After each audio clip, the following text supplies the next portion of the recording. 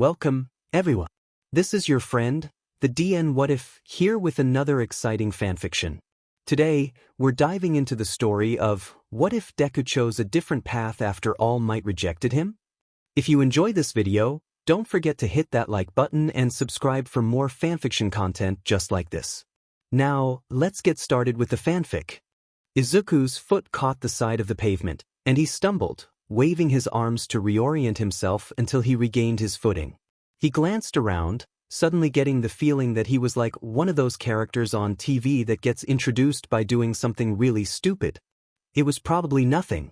After all, why would anybody start their story at the end of a day like his? Izuku smiled bitterly, looking down the street. His mother would be worried sick, Kaken's probably sad as hell. He's got to do his homework, which hopefully wasn't completely destroyed, and transfer to information from number 13 to a new one. But can't that wait for a bit? Doubling back to the underpass, Izuku shuddered at the smell. He continued to a different destination, one he hadn't exactly figured out yet. As he progressed in his journey, the pitying glances he got from familiar faces became few and far between, fewer and fewer recognizing Izuku as the poor quirkless boy. And he reveled in that anonymity, being given nothing but a passing glance. His plain looks are an advantage outside of the area his schoolmates lived in.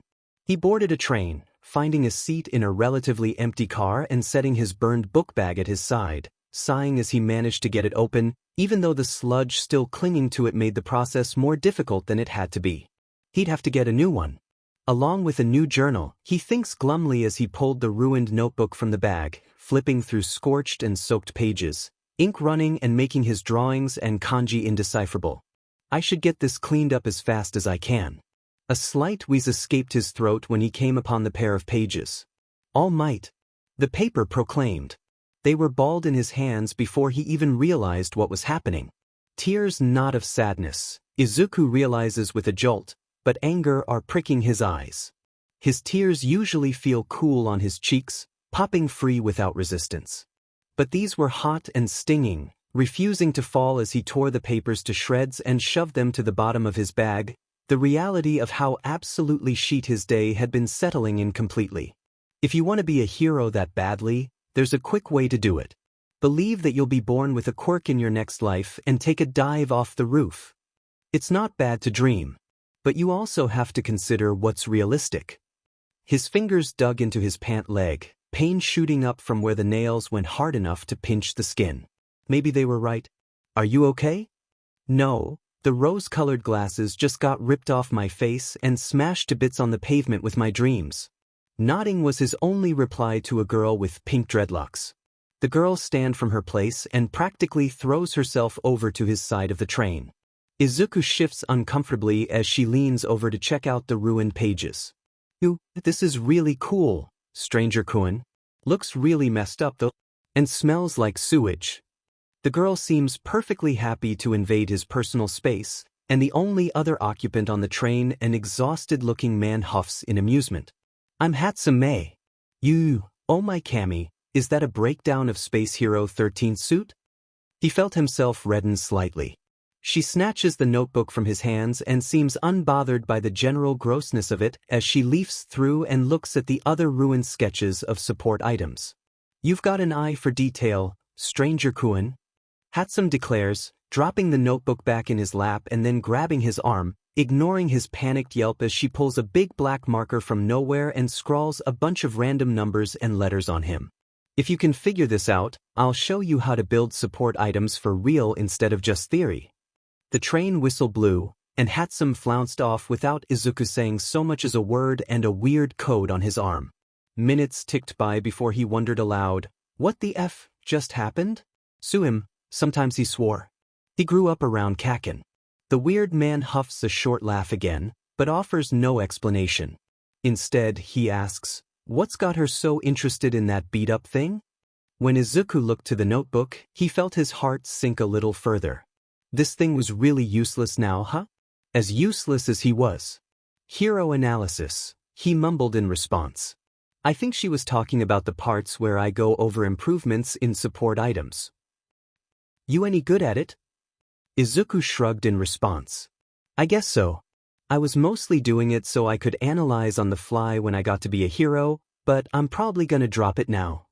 Why is that? He doesn't say anything this time, just shrugging again and closing the notebook. The man sat up, suddenly looking way more attentive. Is he okay? Izuku blinks at him a few times, bags under bloodshot eyes, messy hair, white scarf, plain black clothes, and what looked like a weird belt. He wasn't homeless from how the scarf was taken care of, but likely doesn't have much free time from the hair. Eye bags are indicative of insomnia or long work hours, bloodshot meaning like sight-based quirk, belt looks more like a utility belt, which led him to a logical conclusion of, take a breath, problem child. Izuku felt himself flush again as he clamped a hand over his mouth. Damn it, he needed to dump the muttering habit soon. It wouldn't help him, and everyone thought it was creepy anyway. Sorry, Eraserhead-san, he mumbled. Eraserhead lifts an eyebrow, but doesn't comment on it. With a mind like that, you could pretty easily be an intelligence hero or an underground hero. Even a support hero. Izuku focused his eyes down. Even if I'm quirkless? Eraserhead huffs again, this time sounding more annoyed. Night Eye doesn't read the future of every villain to win battles, kid.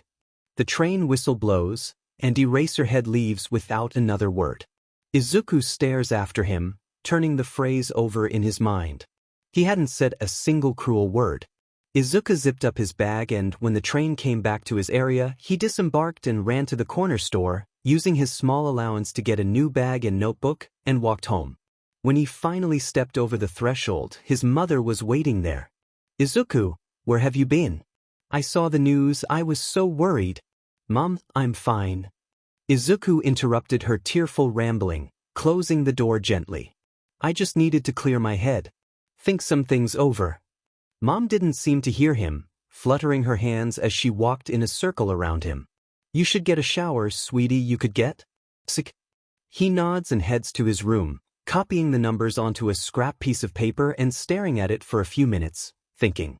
A1B4, A1B3, A1C1A1, B1E, A1, A1C1A1, A11B1, A1B4, B1E, A1C2A, A1B1B1, A1C1A1, B1E, A1A1B2, A1B1B1, A1ABC, B1E, A1C1A1, A1B1B1, A1C3, A1B1C, A1B, B1E, A1B3, A1B1B1, A1B3, A1C1A1, B1E, A1B, A1B1C, A1B1, A1C1A1, A1C1A1. How did she even fit all this on his arm? Her handwriting wasn't that small. And she wrote it so fast. He thought it over while he showered, pondering the weird mishmash. It was a pattern, and an important one. Letters and numbers in random order, maybe it stood for something? Pattern of one and another, switching. Caesar's cipher, coordinates, one after another got thrown out, abandoned like trash. Binary. Switching ones and zeros. It couldn't hurt. When he got out of the shower, he threw them in a binary translator with numbers as ones and letters as zeros, but he just got a confusing mess. Some simply weren't long enough. Wait a second. The letters and numbers weren't random at all. For the next quarter hour, he spent painstakingly writing out the numbers and letters into ones and zeros. A was 10, B was 2, C was 3, D was 4, E was 5. 1 was 1, 2 was 2, 3 was 3, and so on. 105 Isa sheet 9 a 3. 1056893. It was a phone number. Hi. Izuku had dialed the number on his phone with shaky hands the next day, but still determined. His fresh notebook was open and blank in front of him, and waited with bated breath as the line was silent for a moment. Is this stranger Kuin? Yua. Midoriya Izuku, you wrote on my arm. I totally thought it would take you longer. Or you'd give up. Good job, you want to learn how to make some babies. His heart stuttered to a stop. Oh right. My dad just reminded me that not everyone talks like me. I call my inventions my babies. Izuku could breathe again. Yeah. Maybe? I hadn't really thought of making support items before. No problem, Midoriya-kun. Meet me after school Friday at that old trash beach and I can teach you a bit. We're gonna be great friends. Hatsum hung up on the still flushed Izuku without warning, and he blinks at the notebook. Trash beach, she must mean Dagoba. Izuku opens the calendar and sets a reminder, half on autopilot. It was Thursday. He just had to survive today and tomorrow. He felt eyes on his back when he entered the school that day, new notebook in hand as he sketched Kamui Woods. For once, he felt a flare of defiance in his chest and turned to glare in the direction of the stairs to lock eyes with Kaken. Deku, what the F did you think you pulled? A moment passed in which he recalled his old friend's cruel words. To jump off a building. How he had considered it for a brief moment on the subway. The burned scars on his back, the still fresh one on his shoulder. The countless broken noses or cuts or twisted ankles. Friends don't do that to friends. I saved your butt, Katsuki. The thing about drowning is that if I didn't let you breathe you would have died before All Might showed up. So shove your high horse up your butt and leave me the F alone. Catch, Katsuki stopped dead in his tracks, hands stilling completely as shock took over his features. Other students spectating took a visible step back. Casey Katsuki had almost certainly been expecting a flood of apologies, tears, and probably ego-stroking as he beat Izuku up again. He turned on his heel and walked away before the inevitable explosion could reach him and into his class, taking in the view. Several students were snickering in the corner as they glanced over at Izuku. His eyes were only for his desk. A lone red spider lily sat on the wood, oblivious to the crisis it was causing in Izuku's mind. Red crept into the edges of his vision as he saw the teacher tactfully ignoring it, and he took his phone out of his pocket and discreetly started videotaping. He walked up to the teacher, holding the camera at an angle to catch his face. Abanyano-sensei, someone put a red spider lily on my desk. The giggling grew louder, and he ignored it, looking to his teacher expectantly. Your classmates are probably just joking around, Midoriya. Go sit down before I give you detention. He angled his camera to the group of full-blown cackling students before twisting it at his desk again as he approached. Instead of sitting, Izuku snatched the flower up, exiting the classroom without another word. As soon as he was in the hall, Kachikatsuki was upon him. Do you? He felt a harsh shove to the chest, back hitting the wall, and he grit his teeth when a fist balled up the front of her Gakuren. What the hell was going through your shitty head when you said that, huh? Izuku met Katsuki's eyes and narrowed his own. Speaking with as much venom as he could muster, he said, I don't know what you're talking about. I'm headed to the principal. Katsuki sneered. What did you do now, shitnerd? Someone report you for being a worthless piece of shit. No, he raised the hand with the red spider lily in it. Someone left this on my desk, Katsuki. Lovely, isn't it? A very pretty color. The bully stared at the flower, shock flitting across his face.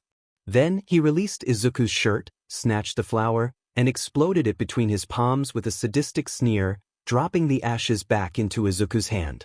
Who would even believe you, Deku? Not this school principal. But Izuku never stopped recording. He ended the video with a tap of his finger, glaring at his longtime bully, knowing he'd pay dearly for it later. Nobody here, he said simply.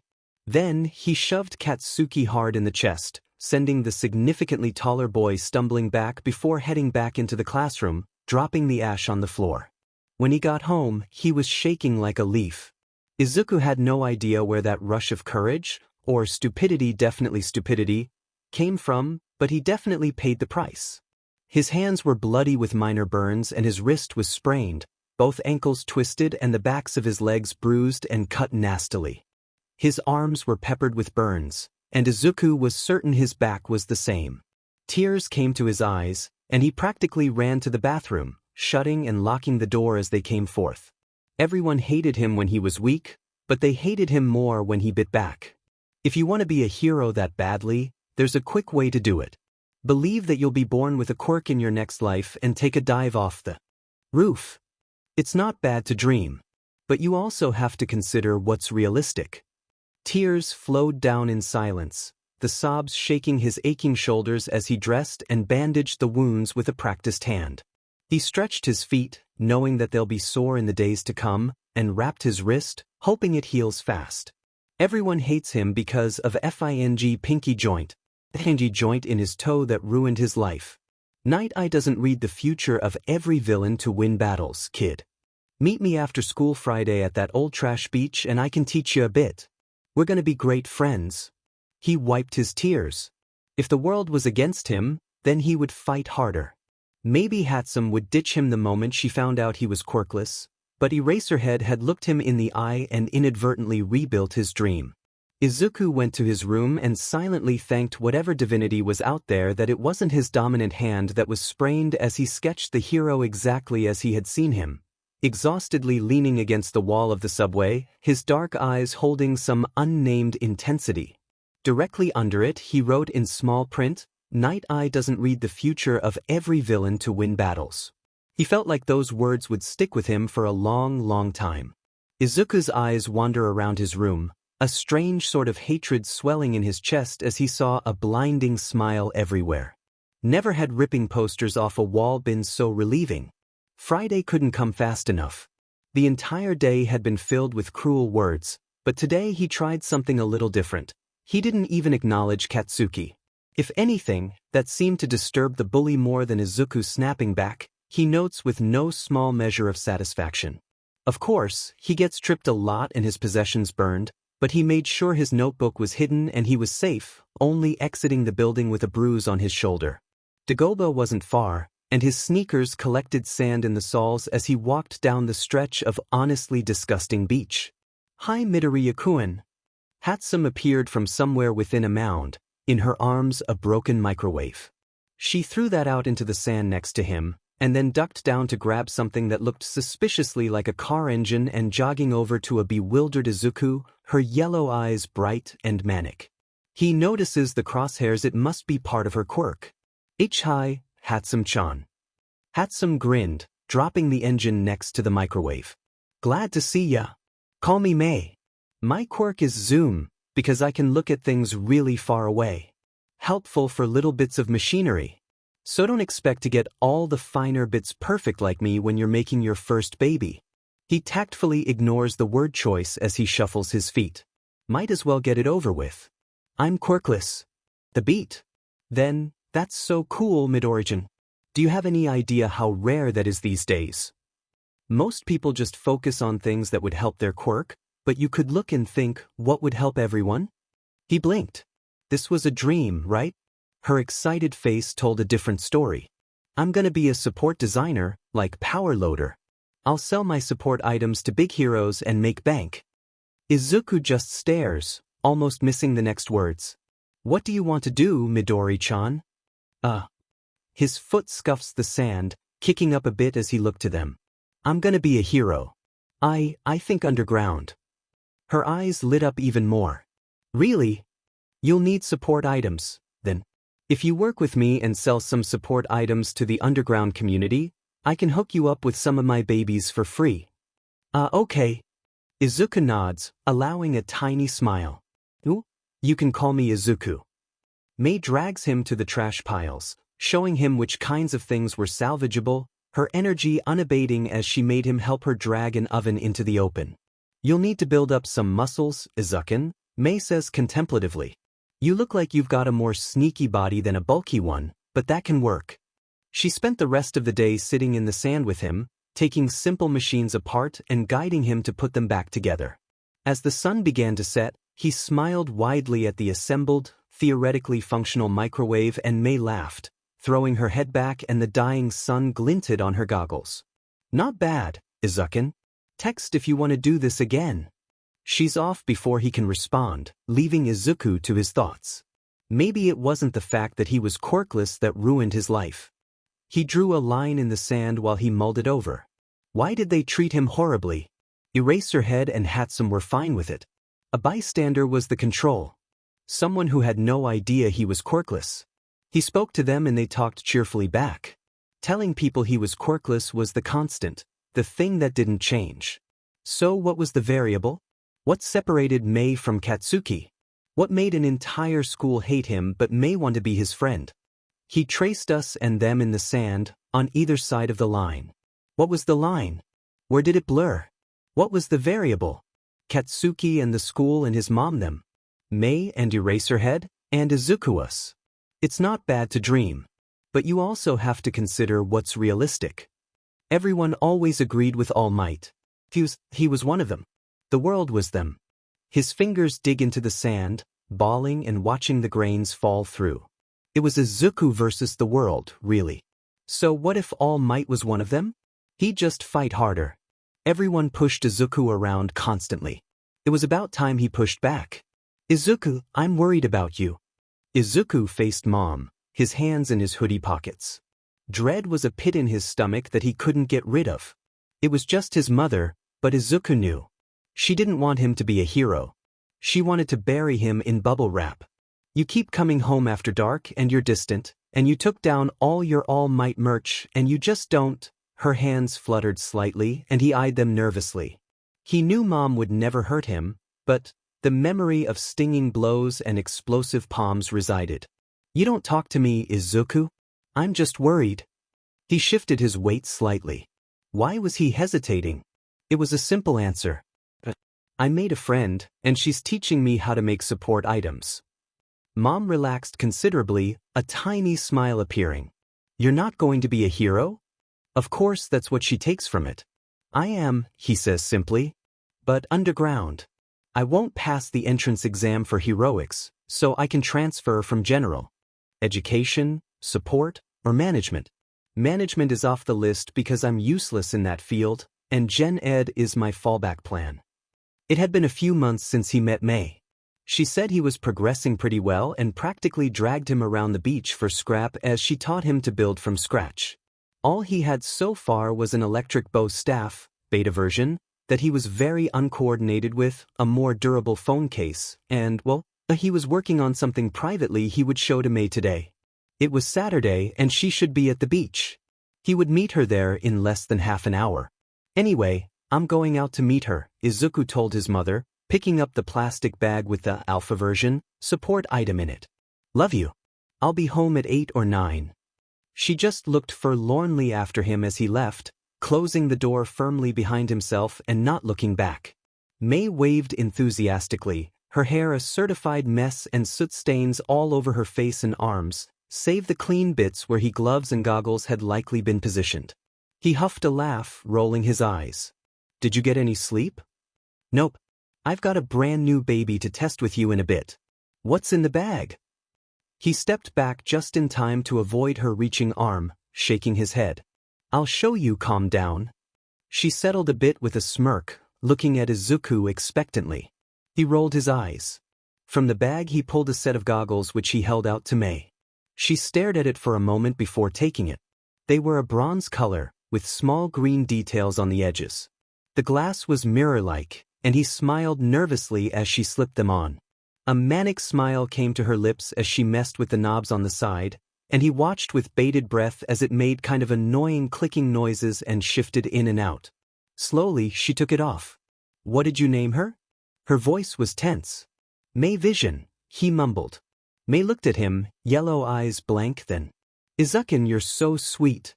She practically threw her arms around him, hugging Izuku with bone-breaking intensity, before releasing him and backing up a bit when he stiffened. She was pretty good at picking up on his tells. Her eyes still shone. He managed a weak smile as he took the Mei Vision from her delicately. It's only an alpha model, and it's really clunky. I'm hoping when we're at UE, I'll have better materials to improve it with instead of just, I dunno, letting it be archaic. Mei stared at him, a slow smile spreading across her face. My parents are support tech designers. I have all kinds of good materials at home. It took Izuku a moment. Then he gaped. You mean? I'll text you the address. Meet me there tomorrow. She promptly ignored the rest of his questions, instead showing off a new bomber drone design, a beta model. Now Izuku, when you show off your design to people, especially the judges, you need to make sure you do something eccentric. They'll remember you better. Always start off the presentation with something interesting, like, most people would call me Bats Hit insane, and I'd have to agree. Power Loader and Recovery Girl stared at him, looking slightly off-put as he stood in front of them. He was slouching a bit, head inclined a bit so he looked at them from the shadows of his bangs. Burn marks, for once not from Katsuki, decorated his sleeves from when he assembled the item only minutes before. Most had cleaned up to look presentable, but he didn't even bother changing from his inventing clothes or try to rinse the soot from his hair, which he had been growing out since he met May, mostly because building took up so much time that he didn't have any to go to a hairdresser and also because he wanted to see what he would look like. As it turns out, his hair is mostly black, not green. It was at his shoulders by now, pulled into a low ponytail with several strands loose and in his face. In short, he was a mess and gave no FS. After all, what kind of person walks into the equivalent of a job interview looking like a homeless kid? Or laughs when his support item explodes not 1, not 2, but 3 times in the hour we were given to assemble it? Or is completely quirkless and dares to try and be the first in Yui? He definitely had their attention, be it good or bad. He set the blueprints on the table, unrolling it and showing the rather convoluted design before setting a pair of bronze goggles on top of it. They were similar to that of eraser heads in shape and size, but the glass was a one-way mirror instead of slotted. He grinned. This is the May Vision, inspired by a close friend of mine. Her quirk, Zoom, allows her to see up to 5 kilometers away, like Legolas but less cool. The May Vision can zoom up to 1 kilometer away in its current model, and it also has night vision, heat vision, and motion sensors. May Vision is best utilized by underground heroes like Mist and Eraserhead or by rescue heroes like 13 or Sonar. The different sensors can seek out targets or victims and aid the heroes in their work. He simply leaves the model and blueprint on the table and exits without another word. Why waste words when you've already made your point? Something was wrong with Izuken. It wasn't like May thought he was wrong, Cammy, no. His quirklessness barely mattered to her, even though she knew it would matter to some others. And she definitely didn't hate him for whatever was wrong. The first time she had ever seen him, he was clearly furious and crying as he ripped up something that was obviously important. And when he had shown up at the beach, she was ecstatic to think maybe she finally made a friend. But the way he cowered every time he mentioned he was quirkless, or how he flinched when she made wide movements, especially with her hands, or when he stiffened as she touched him, something horrible had happened to her friend, and she was going to find out if it killed her. But until then she would respect his privacy. May had practically cried when her letter from Yui came, so obviously she immediately called Izuku. He said he had gotten his and would be over soon to open it with her. He never showed up. The next day, he knocked on her door with his throat heavily bandaged. Izuken, are you okay? He flinched at her voice, but nodded with a weary smile. Yeah. The necklace thing, I was testing out the one that was going to detect radio frequencies. It exploded and my mom had to take me to the hospital. Almost immediately, she relaxed at the explanation. Yeah, she knew the one. It was weirdly volatile and Izuken kept accidentally exploding it. It didn't temper her worry. Well, she huffed in response. I should hope that you'll get better soon, or else. Did ya bring your letter? He held up the envelope with a grin. Handsome May, you've been accepted as only one of 5 into Power Loaders Class 1F. Your ingenuity impressed the judges and we commend your inventive mind. You ranked first in support design, tied for first in presentation, and second in practical application. May set her letter down and grinned at Izuken. Open it. He gave her a weak smile and ripped his own open, dumping the paper to the carpet. Scooping it up with shaky hands, he read off, Midoriya Izuku, you've been accepted as only of a 5 into Power Loaders 1F. Your boldness stunned the judges and left a real impression. You ranked second in support design, tied for first in presentation, and first in practical application. May looked at her friend with stars in her eyes as his smile grew. Now I've just gotta win the sports festival, he says conclusively. May nods along, a huge smile on her own face as she brainstormed all the babies she would be making soon. Izuku knew Mimi meant well. She was all over the place, darting from one place to another and saw nothing but her goal. Izuku wished he had that. It was both a blessing and a curse, he knew, but it would be incredible to give no thought to what happened outside of his immediate concern. Anxiety's a beach. He'd already left Mimi's, rubbing the bandages awkwardly. He honestly didn't really remember the malfunction of the radio charm, or really much between leaving the house and waking up at the hospital. But his mother had tearfully told him that his necklace had exploded and then did the unthinkable. She told him to stop building support items.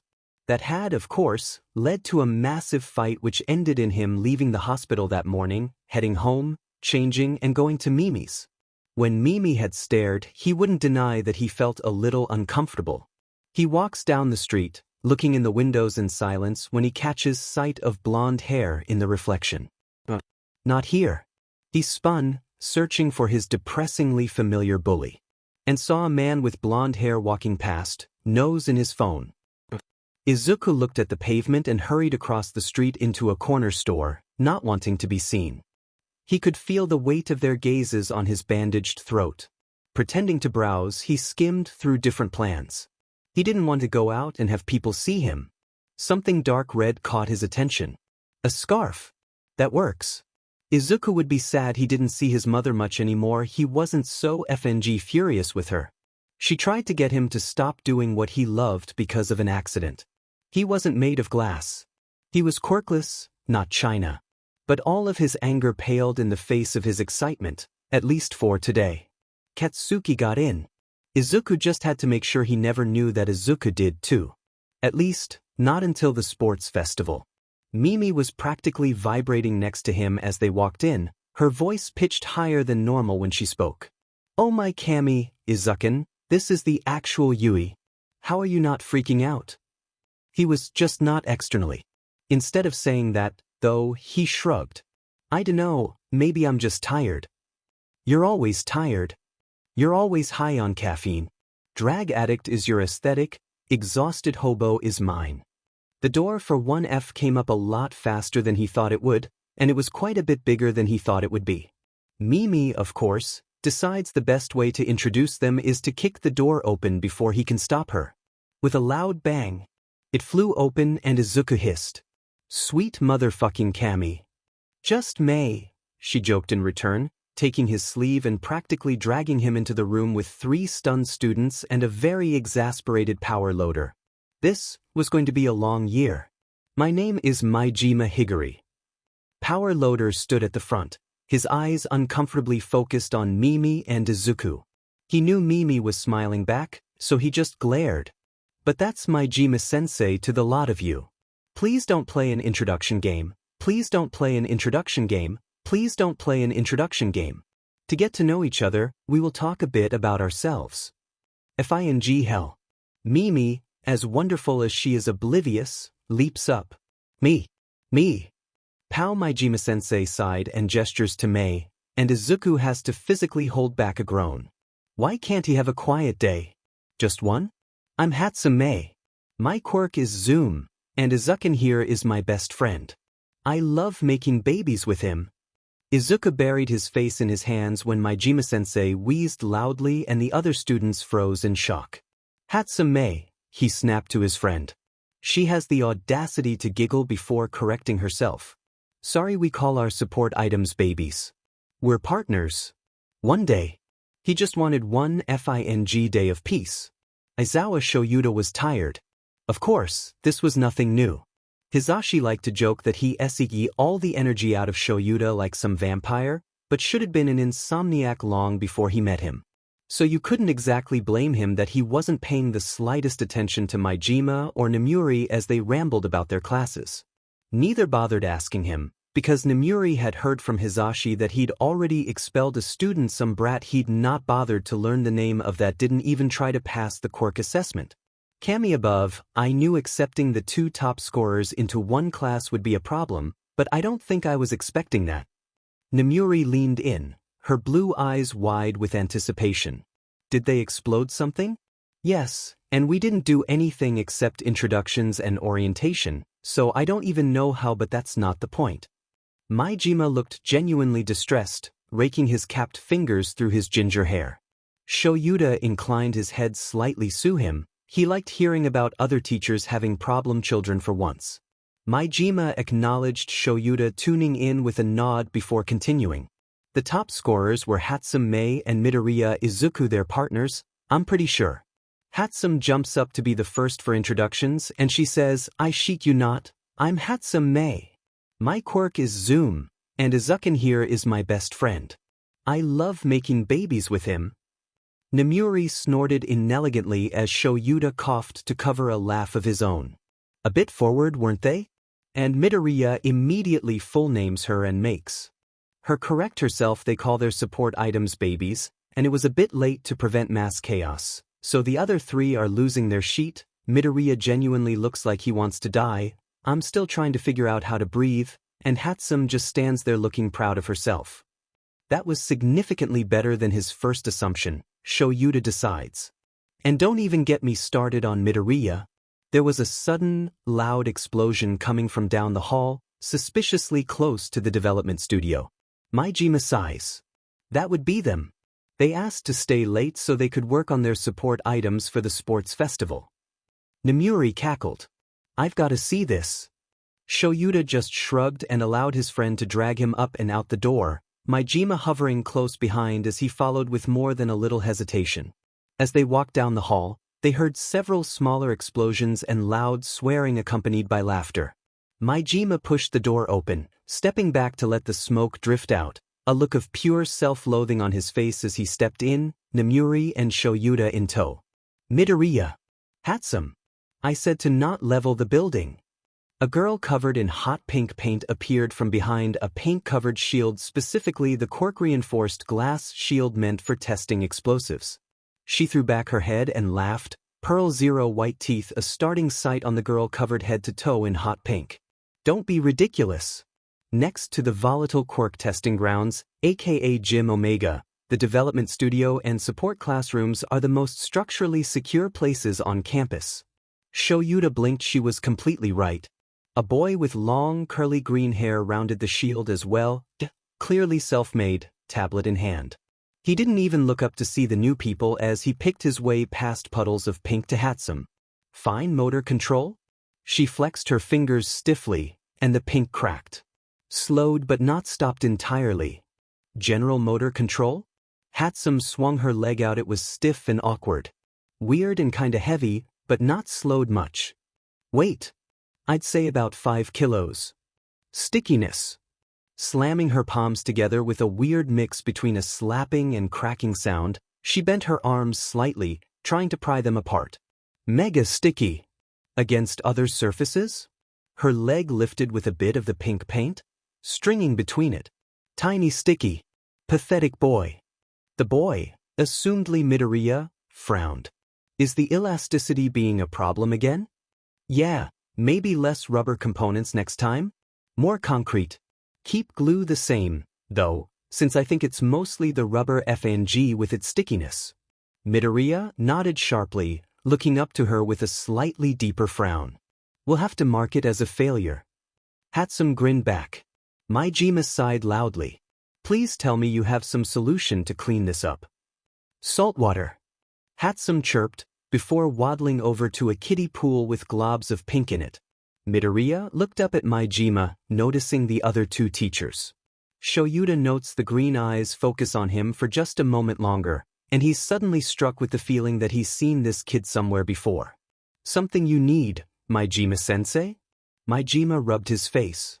Midoriya, you need to keep the explosions to a minimum. Oh, that? He glanced back. Those are the pink bombs. No actual destructive properties. It's meant for villain apprehension rather than offense. It comes off with some salt water. Maijima looks to Shoyuta helplessly. Shoyuta shrugs in response. Not his problem, child. Hatsum bounces back over, miraculously clean of the pink sludge yet drenched in water. Her hair was a bubblegum pink and the strange shapes on her head seemed to be goggles. She threw her arm over Midoriya's shoulder, looking over at the three teachers. Hiya, Midnight-san and Stranger-san.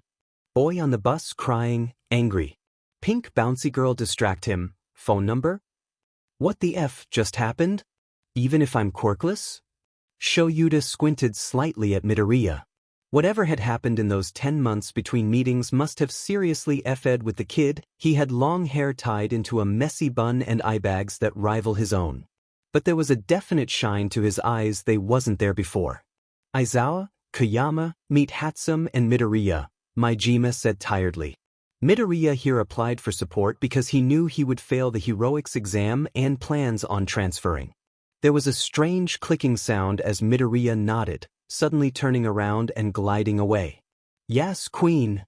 Hatsum cheered, her smile wide as was humanly possible. "Healy away from them feelies." Sho Yuta literally doesn't know what to do at this point except for sigh. He does have a slot open in 1A, after all. Better keep an eye on Majima's problem child, just in case he becomes his. Mimi practically clung to Izuku the entire day. Like, okay, yes, they were working with 1C, but that didn't make them all idiots. Couldn't she at least try to make friends with them? He wasn't exactly much better, was he? Nevertheless, getting back to the development studio was a blessing. Support students had only core classes during the first half of the day, and the rest was dedicated to building and learning more about marketing support items. As usual, the lecture was probably informative, but neither Mimi nor Izuku paid any attention to it, knowing Majima-sensei would upload a transcript to the class calendar they could read later. Instead, they stood in the very back, ignoring proper lab safety as they experimented with the formula for the pink bomb. "Mark pure sodium and lithium as having no reaction," Mimi instructed Izuku in a loud whisper. "And manganese made it slightly more vivid in color, but no other visible effect. Try putting a drop in the distilled water." Izuku waved his hand lazily towards a glass of it that Izuku had originally planned on adding salt to, just in case the pink bomb got out of hand. There was a beat of pure silence as Izuku focused on his tablet, crossing out more and more combinations. "Maybe we should work on the alumnosphere next." "Izuku, holy sheet." He looked up at Mei, who was pointing at the water. The water was now a cloudy pink that was rapidly becoming more vivid, and he watched in awe as the entire glass of water became the thick substance that was pink bomb before solidifying into its dry form. There was another beat before Izuku hesitantly jabbed at the surface, and it felt a bit squishy and definitely sticky. Majima-sensei walked over with an annoyed look. "Hatsum-chan, Midoriya-kun, I allow you two to experiment during lectures with the one condition that you don't cause a disturbance." "What is it?" Izuku looked up to the teacher, a manic grin on his lips. "We discovered a new application of the pink bomb." He sighed, reaching up with rubber-tipped fingers to pinch the bridge of his nose. "You know what, you two? Take the May Vision. The hero classes are having their first foundational heroics lesson. Stay out of sight, take notes, whatever. Bring me improvements to their hero costumes, at least 5 students. If you get caught by the teacher, detention." Mimi and Izuku just gave him wide smiles before snatching up their May Vision goggles. May's bronze, Izuku's silver. "I'll be telling Aizawa about my assignment to you too and have him add grades depending on whether or not the students detect you. So others' grades suffer if he isn't caught? Time to see if he can make a lot of people really confused, really fast." Majima-sensei had directed the pair of Chaos Children support students to a supply closet where the heroics teachers keep extra stealth suits for the students, and Izuku walked out honestly feeling like he was really taking his first steps to being a hero. Just a borrowed suit gave him that feeling. How stupid was that? It was shockingly easy to observe the hero students and analyze them, really. Izuku supplied quirk analysis and how to design suits to better fit that, while Mimi went over the more practical side of things.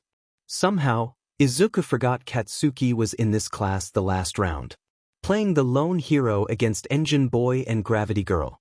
They never stood a chance. He came into the room, all explosions and anger, and Izuku feels like he's falling, ears ringing as he plunges into a different scene. "Pain, hurt, useless, Deku, pain, pain, pain, hot, hot, burning, remember me when I'm at Yui, heat, heat. Boom, can you hear me? Deku, can you hear me? Izuku? You in there?" Something was shaking his shoulder, and he looked over next to him. Squished in the vent with him was Mimi, her May Vision pulled up to reveal her crosshair yellow eyes. "The exercise ended a few minutes ago," she told him in a stage whisper. "Are you okay?" He nodded robotically. Let's just get back to class. Okay. She frowned. Okay, Izukin. Izukin had been acting oddly, going straight to the bathroom and just staring in the mirror for a while.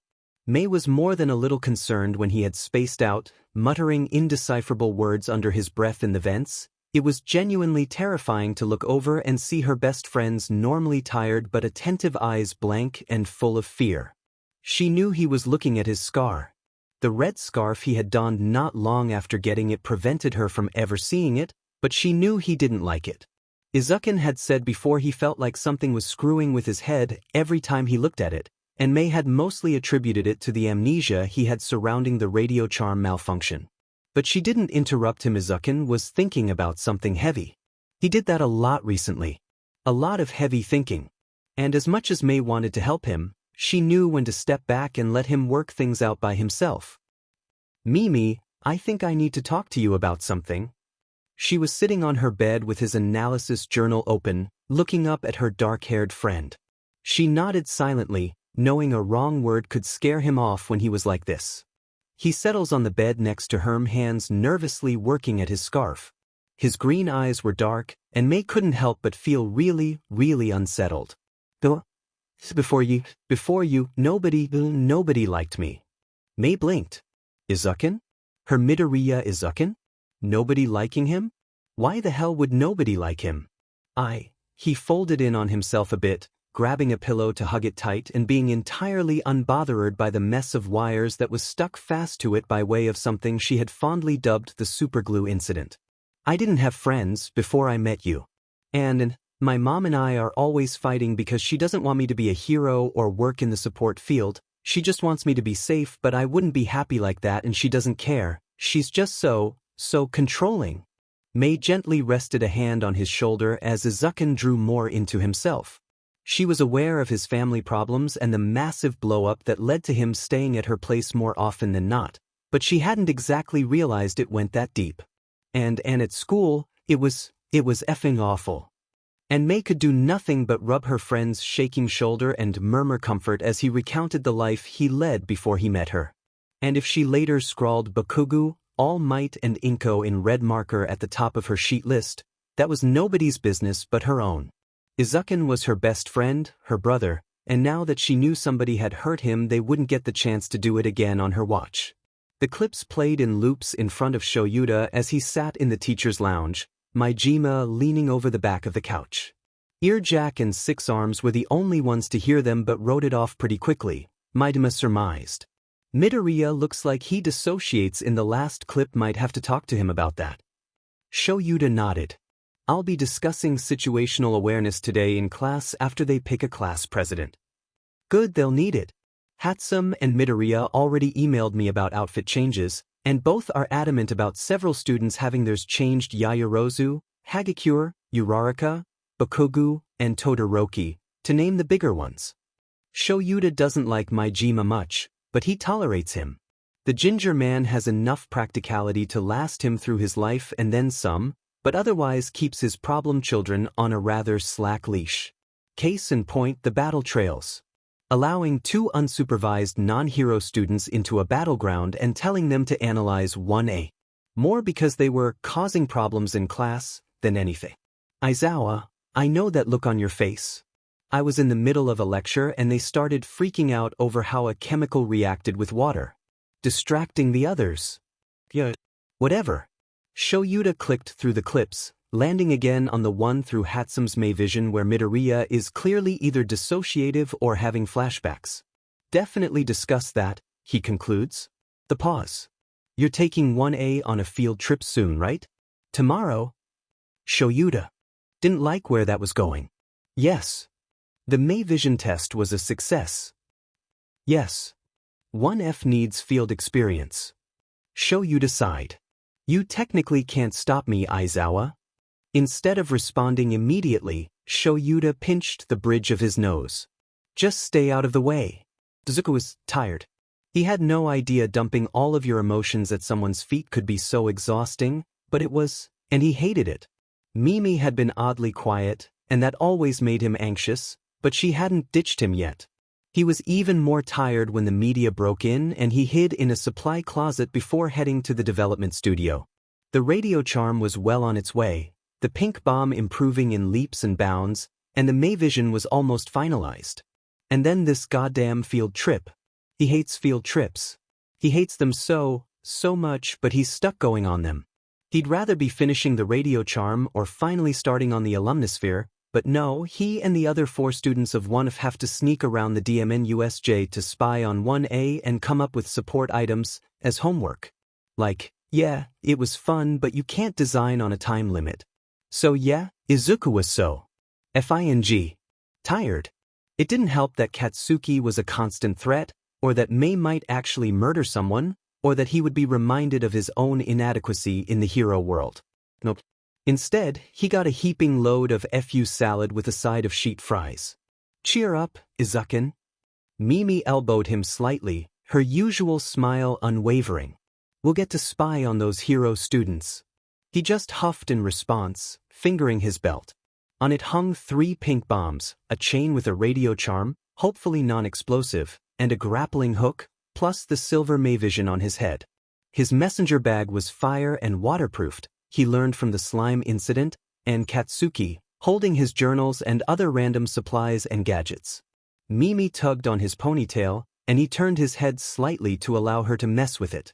She really liked playing with his hair, for whatever ungodly reason.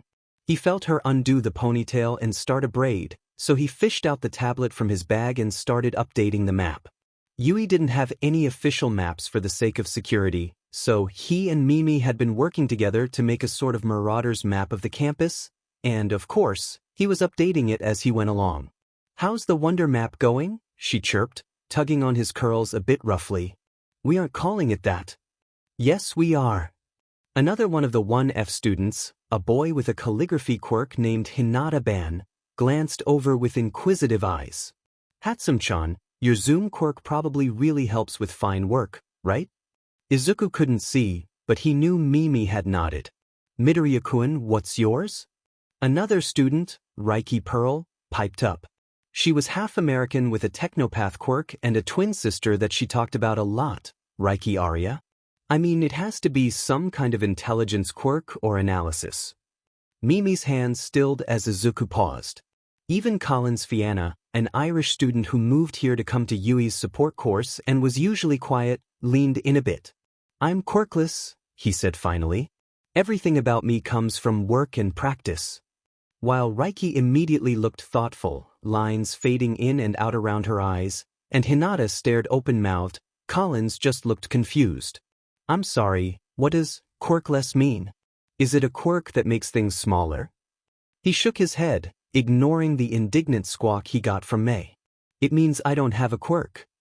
Collins' face cleared, then reddened considerably. Sorry. In Ireland, we call it, your translation would be, God-chosen, and quirk, quirky. Quirked. Yes, quirked people are called God-blessed. Ragnav Agidasari, quirkless are much common, very common. She stopped, muttering a string of what Izuku assumed was Irish before continuing. Quirkless are more common in Ireland, maybe half of the people. My papa is Ragnav Ag diameter. The more you know. Now that he thinks about it, about 20% of the world population is quirkless, 80% of that above the age of 40. He'd always wondered where the other quirkless kids were, and now he knew. "Heads up kids, we're here." Mimi tugged on his new braid and stood up with a stretch. Reiki stood as well, shooting a grin to Izuku. "That's pretty cool you got in without a quirk, Midoriya-kun." He blinked. "Oh, cool. The sweet, sweet taste of eloquence." Maijima led them in through a back entrance, and Izuku starts fiddling with his Mayvision. The bit that searched out radio waves looked a bit effed up, might be the metal dome. Test later, and he slipped the silver goggles over his face. "Motion check," he whispered to Mimi. They flipped over. "Functioning." "Dark vision check." Flip. "Functioning." "Zoom check." Flip. "Functioning." "Radio check." Flip. "Jammed." So it wasn't just him. "Same here." "Thermal check." Flip. That was weird. A single spot, about the size of a basketball, was a dark, dark blue meaning it completely lacking of any heat. Izuku, you're seeing this too, right? He shifted from one foot to another. Yeah. Majima-sensei didn't react to it, so it probably wasn't anything. Make sure to be quiet, the hero students don't know you're here and they might act out of hostility. Izuku saw the exact moment it all unfolded. The cold expanded into blackness and people filed out of it, dozens upon dozens. Eraserhead was in action in the blink of an eye. Majima-sensei immediately hushed 1F, and 1A started retreating to the bus with 13. Slowly, Izuku pulled a pair of metal rods with rubber handles from his messenger bag, holding one out to Mimi as they and the rest of 1F backed deeper into the bushes they had been hiding in. Hero students were falling through the ground, and 3 people stood at the center of the chaos. "Hey, Mimi," he whispered, pressing a highly experimental button on the side of the Mayvision. The rod he held lit up in blue electricity with a hum that made him more than a little nervous. Vibe check. All the anxiety Izuku had amplified into full panic, and he lightly brushed his pant leg with the rod. The electric jolt ran through his body like a lace and he had to bite back a loud swear, and with his pain tolerance, he knew that was powerful but it achieved its purpose to help him focus. "Sensei, Eraserhead-sen can't handle them alone," he said urgently to Majima-sensei. His teacher's eyes darted over to him as he was popping off the tips on his claws. "They have a warp quirk. Jammed radio signals. Most of 1A vanished to Kami knows where. My heat sensors are telling me they're everywhere."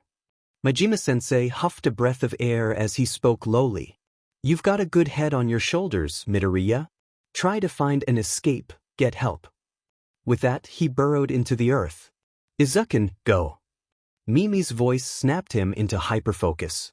3 villains were in the center originally. The one made of mist is fighting 13 now, but he moves so fast that's the warper. The big one is the brawn, I think. He's just standing there. Either it doesn't matter to him or he's the product of a quirk to summon him as a sort of companion and he can't think independently.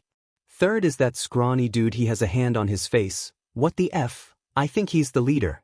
Mistman said something to him before warping to fight 13, and it would explain why he's inactive with the muscle as a guard. I'd estimate from 50 to 80 with the size of the USJ and the amount of heat signatures around. Since this was planned, they're probably in zones that suit their quirks. None of the villains seem experienced, all small fry. Quantity over quality. Eraserhead alone could handle, under extreme stress, maybe 3/4 of the center crowd before being overwhelmed if the leaders don't intervene, since he specializes in solitary sneak attacks rather than group battles. With Power Loader, they can likely handle the full center crowd and possibly all 3 leaders, but they need backup, so we have to contact Yui. Raiki touched his shoulder delicately. "Lay it on us, Midoriya." His eyes went up to the top of the dome. It was likely metal, maybe plasteel. The dome, he realized.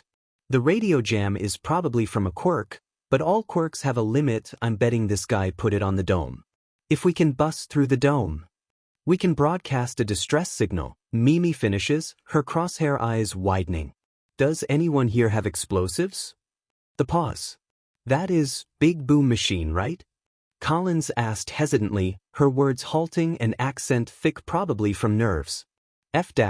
Izuku hadn't even considered how badly this was shaking up his classmates. "Yes," Mimi whispered, trying to keep her voice low. "I have a heat beam," she offered, taking something out of a duffel strapped to her back. "Very strong. Go through steel." "You think it could go through plasteel?" She furrowed her eyebrows, thinking it over, before nodding resolutely. "It will take longer, but yes. I will need time." "How long?" Collins looked up, eyes tracing over the dome. "Center is weakest, looks like. 3 minutes, maybe? Very bright color, we will be seen." Raiki looked up as well, her eyes calculating. "I have some drones that I can pilot. They're weaponized with, well, don't tell Majima-sensei, but it's a bit of an experimental sleep gas that might send whoever inhales it into cardiac arrest." Izuku resisted the urge to facepalm, remembering he has a very electric, very volatile thingy in his hands. Fanfangy-tastic, they have a bunch of experimental weapons that might work and not a single combative quirk. He had to stop thinking like that. Quirks aren't everything. What's powering the laser? He asked Collins. Her face darkens a bit. Me. You have a power quirk? A long pause. More like nuclear. I can make big boom or small energy. I use small energy to power my support items. You do that. Hinata-kun, what do you have? Hinata sneered at Izuku, and Izuku sighed internally. Hiso does not need this right now. I've got FANG nada except for some experimental first aid items. Happy shithead? Mimi literally growled, but Izuku ignored it. Hinata, you need to stay here and cover Collins and Reiki. Reiki, if I'm correct, when you link up with your drones, you go into a trance-like state. Reiki nods. And Collins will need to focus on the laser. You'll have to cover them. Hinata glances at the two girls briefly, indecision coming over his features. At last he spat. Fine. But if I get killed, I'm dragging you down with me for this shitty plan, Midoriya. Mimi leaned forward, slightly threateningly, and pulled something from her own duffel bag. Which was, of course, something that every support designer should have on hand when they're in the field. Is that a FING flamethrower? Yep. Mimi popped with a grin, dumping it at his feet. The 5 students of 1F all looked at each other, hesitance obvious. Collins finally spoke, looking up from where she was assembling her laser. Midoriya, Reiki, Hatsum, if we make it out of this, call me Fien. In my country, friends give each other nicknames. Hinata gaped at how he was blatantly left out, but the other 3 nodded, all managing small smiles. Well, wait. What's Midoriya and Hatsum doing? Izuku's best friend stood a little taller at that, her smile manic and menacing. What my Jima-sensei says we do best. Be distracting. Izuku finishes with a sweep of his arms, careful not to whack any of his classmates with his rod. When I give the signal, start the beam. Believe me, you can't miss the signal. Somewhere in the background, the boat explodes. Izuku froze, mind going into overdrive. The villains wouldn't be fighting each other, they all have the same goal whatever that happens to be, so that means. The hero students are still here, the villains just scattered them. And some are on the boat that just exploded, Reiki realized with a shaky voice. Izuku's legs moved faster than his head, for once, but Mimi was hot on his heels. He wasn't too far from the water, and this was probably a really bad idea, but he chucks a pink bomb into the middle of the water at the same time Mimi does. There was a terrifying moment when they hit the water that nothing happened. Heads came from the surface to look in the direction of the 2 support students. And it all happened at once. The water quickly became murky pink, then Izuku heard startled yelps as it solidified and kept expanding until it was at the shore. Izuku jabbed his rod experimentally at the surface. It was hard, but he stabbed it more, and it finally broke. He barely yanked his rod back in time to avoid it being stuck in the pink bomb. 2 heads peeked over the side of the boat. Mimi cupped her hands, shouting, "It's safe to walk, but step lightly." The 2 heads became full bodies, one purple and midget Y, one green and lanky, that climbed down the side and picked their way over. As they did that, Mimi kept watch as Izuku took inventory. 4 pink bombs, 1 radio charm, 2 Mayvisions, 2 lightning rods, and 1 flamethrower. "Who are you, Karo?" asked the green girl as she finally stopped on the shore, her tongue sticking out of her mouth a bit. "Hatsum Mei and Midoriya Izuku of Support Course 1F. Mimi said extravagantly, throwing out her arms, which Izuku just barely ducked, her rod nearly clipping his head. "Our class was supposed to observe yours, but now things have gone sideways, and we're taking the reins here." "I'm Azui to you, Karo," the green girl replied, tilting her head a bit. "But call me Tsu." The purple midget is crying and snotting everywhere, and Izuku doesn't like him very much at all because he looks like he's checking out Mimi's chest at the same time. Izuku very deliberately steps in to block the midget's view, and nods to Azui. "If we survive this, I will. Our classmates are standing by with a plan to send a distress signal, and since the hero students are the only ones trained in combat, we need you to cover us. Can you do that?" Azui nods back, her face thoughtful as Mimi led the 4 of them to a dense bit of shrubbery. "What is the plan, Karo? I need to know your quirks." Midget boy blubbers before saying, and my quirk is called pop off, these ball are super sticky and I can throw them. My quirk is called frog, Caro. I can jump like a frog and have a long tongue, and spit a mild acid that burns a little. And I can spit out my stomach to clean it, Caro. Izuku looks over the center area, wincing as he watches Majima-sensei take a hit to the chest before burrowing again. Eraserhead is clearly fatigued. 13 is crumpled at the entrance, 2 hero students by their side. If this works, we are 100% getting detention, he muttered before turning to the hero students. Azui, when we give the signal, there's gonna be a thing that's very obviously caused by 1F happening, and you need to help cover the 2 girls behind it. Midget, you stay here and you only attack if things go so far south they start speaking South African. Midget nods through his tears. Izuku pulls his flamethrower out of his bag, slipping the straps over his shoulders and readying the nozzle. What's the signal, Caro? This. Izuku stood up and walked out of the bush, Mimi right at his side. He loved how she just thought like he did, no extra communication needed. He pointed the flamethrower up as he approached the center, activating it and watching orange flames spill from the nozzle. Mimi took one of her remaining pink bombs and threw it into the fire. There was a very big, very loud, very pink series of explosions that immediately drew the attention of most of the villains in the center. And it lasted just long enough to distract from the activation of the laser and cover the sounds of what is probably Majima-sensei swearing loudly at how stupid his students are. Hi, villain leader, Mimi said, both loudly and cheerfully. You seem to have made a bit of a mistake in your attack scheduling. Skinny HNDJB's pose immediately became more threatening. How so, little heroes? Izuku had slouched a bit already, his hair a certifiable disaster that didn't quite block his view of Azui and Hinata kicking but behind the main villain's back. Warp Boy is being kept busy by Eraserhead, it looks like, which is always good. He just needs to play his part. Be as himself as possible and distract Skinny HNDJB. First off, Skinny HNDJB. Shigaraki Tamura, the villain seethed. Izuku almost smiled in victory. He got a name. Close enough.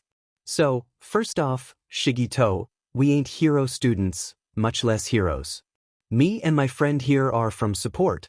Came here to basically spy on our dear friends and want it blah blah blah. It was a pretty recent change, so I'm guessing you didn't know about it.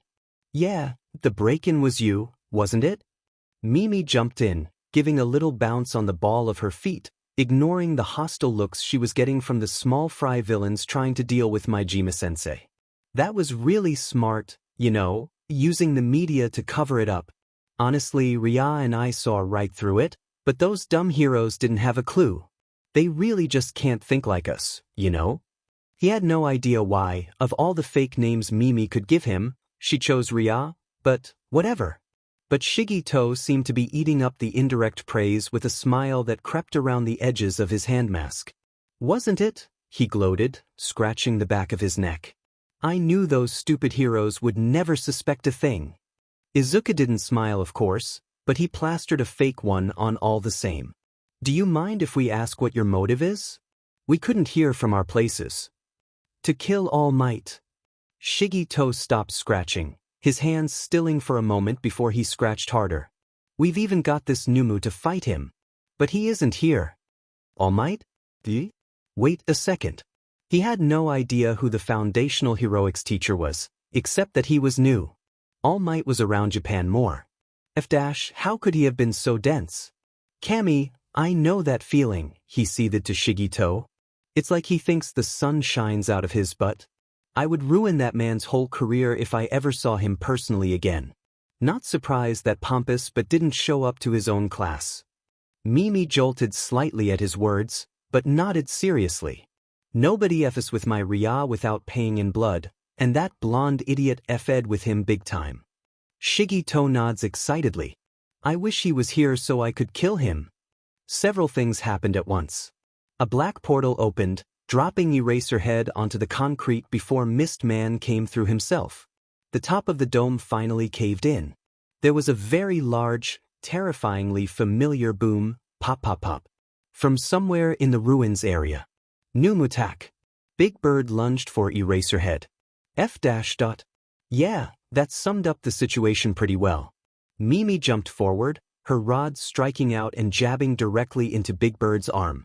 Big Bird stuttered to a stop for a beat, and Izuku took less than a second to 1, marvel at his resistance to the pain, 2, realize Big Bird reacted to vocal commands, and 3, form a plan. The radio charm was as volatile as it was useful when it exploded. They learned it broadcasted a powerful signal. Mimi had wired it to broadcast an SOS. It also made an incredibly loud screeching sound that may or may not have almost deafened the two of them on several occasions. Midget, it's speaking South African. Midget ran out from the bush, screaming loudly, and successfully drew the attention of Shigito as Big Bird picked up Eraserhead effortlessly, who was actively trying to fight it, and threw him basically to Izuku's feet. He winced at the sound of crunching bones as the underground hero grunted loudly in what was clearly pain. But Midget did his job well enough to give Izuku an opening. He threw one of his 2 remaining pink bombs at Shigito, yelling, "Romeo Charlie." Mimi hit the ground, rod clattering to the stone and covering her ears as Big Bird recovered from her latest shock, and Izuku took the radio charm off the chain and jammed it into his last pink bomb. When it began beeping loudly, he knew he had only seconds. The pink bomb stuck directly to Big Bird's exposed brain, which was gross, and Izuku covered his ears, as did Eraserhead, seeming to get the message from Mimi, just in time for the entire thing to explode.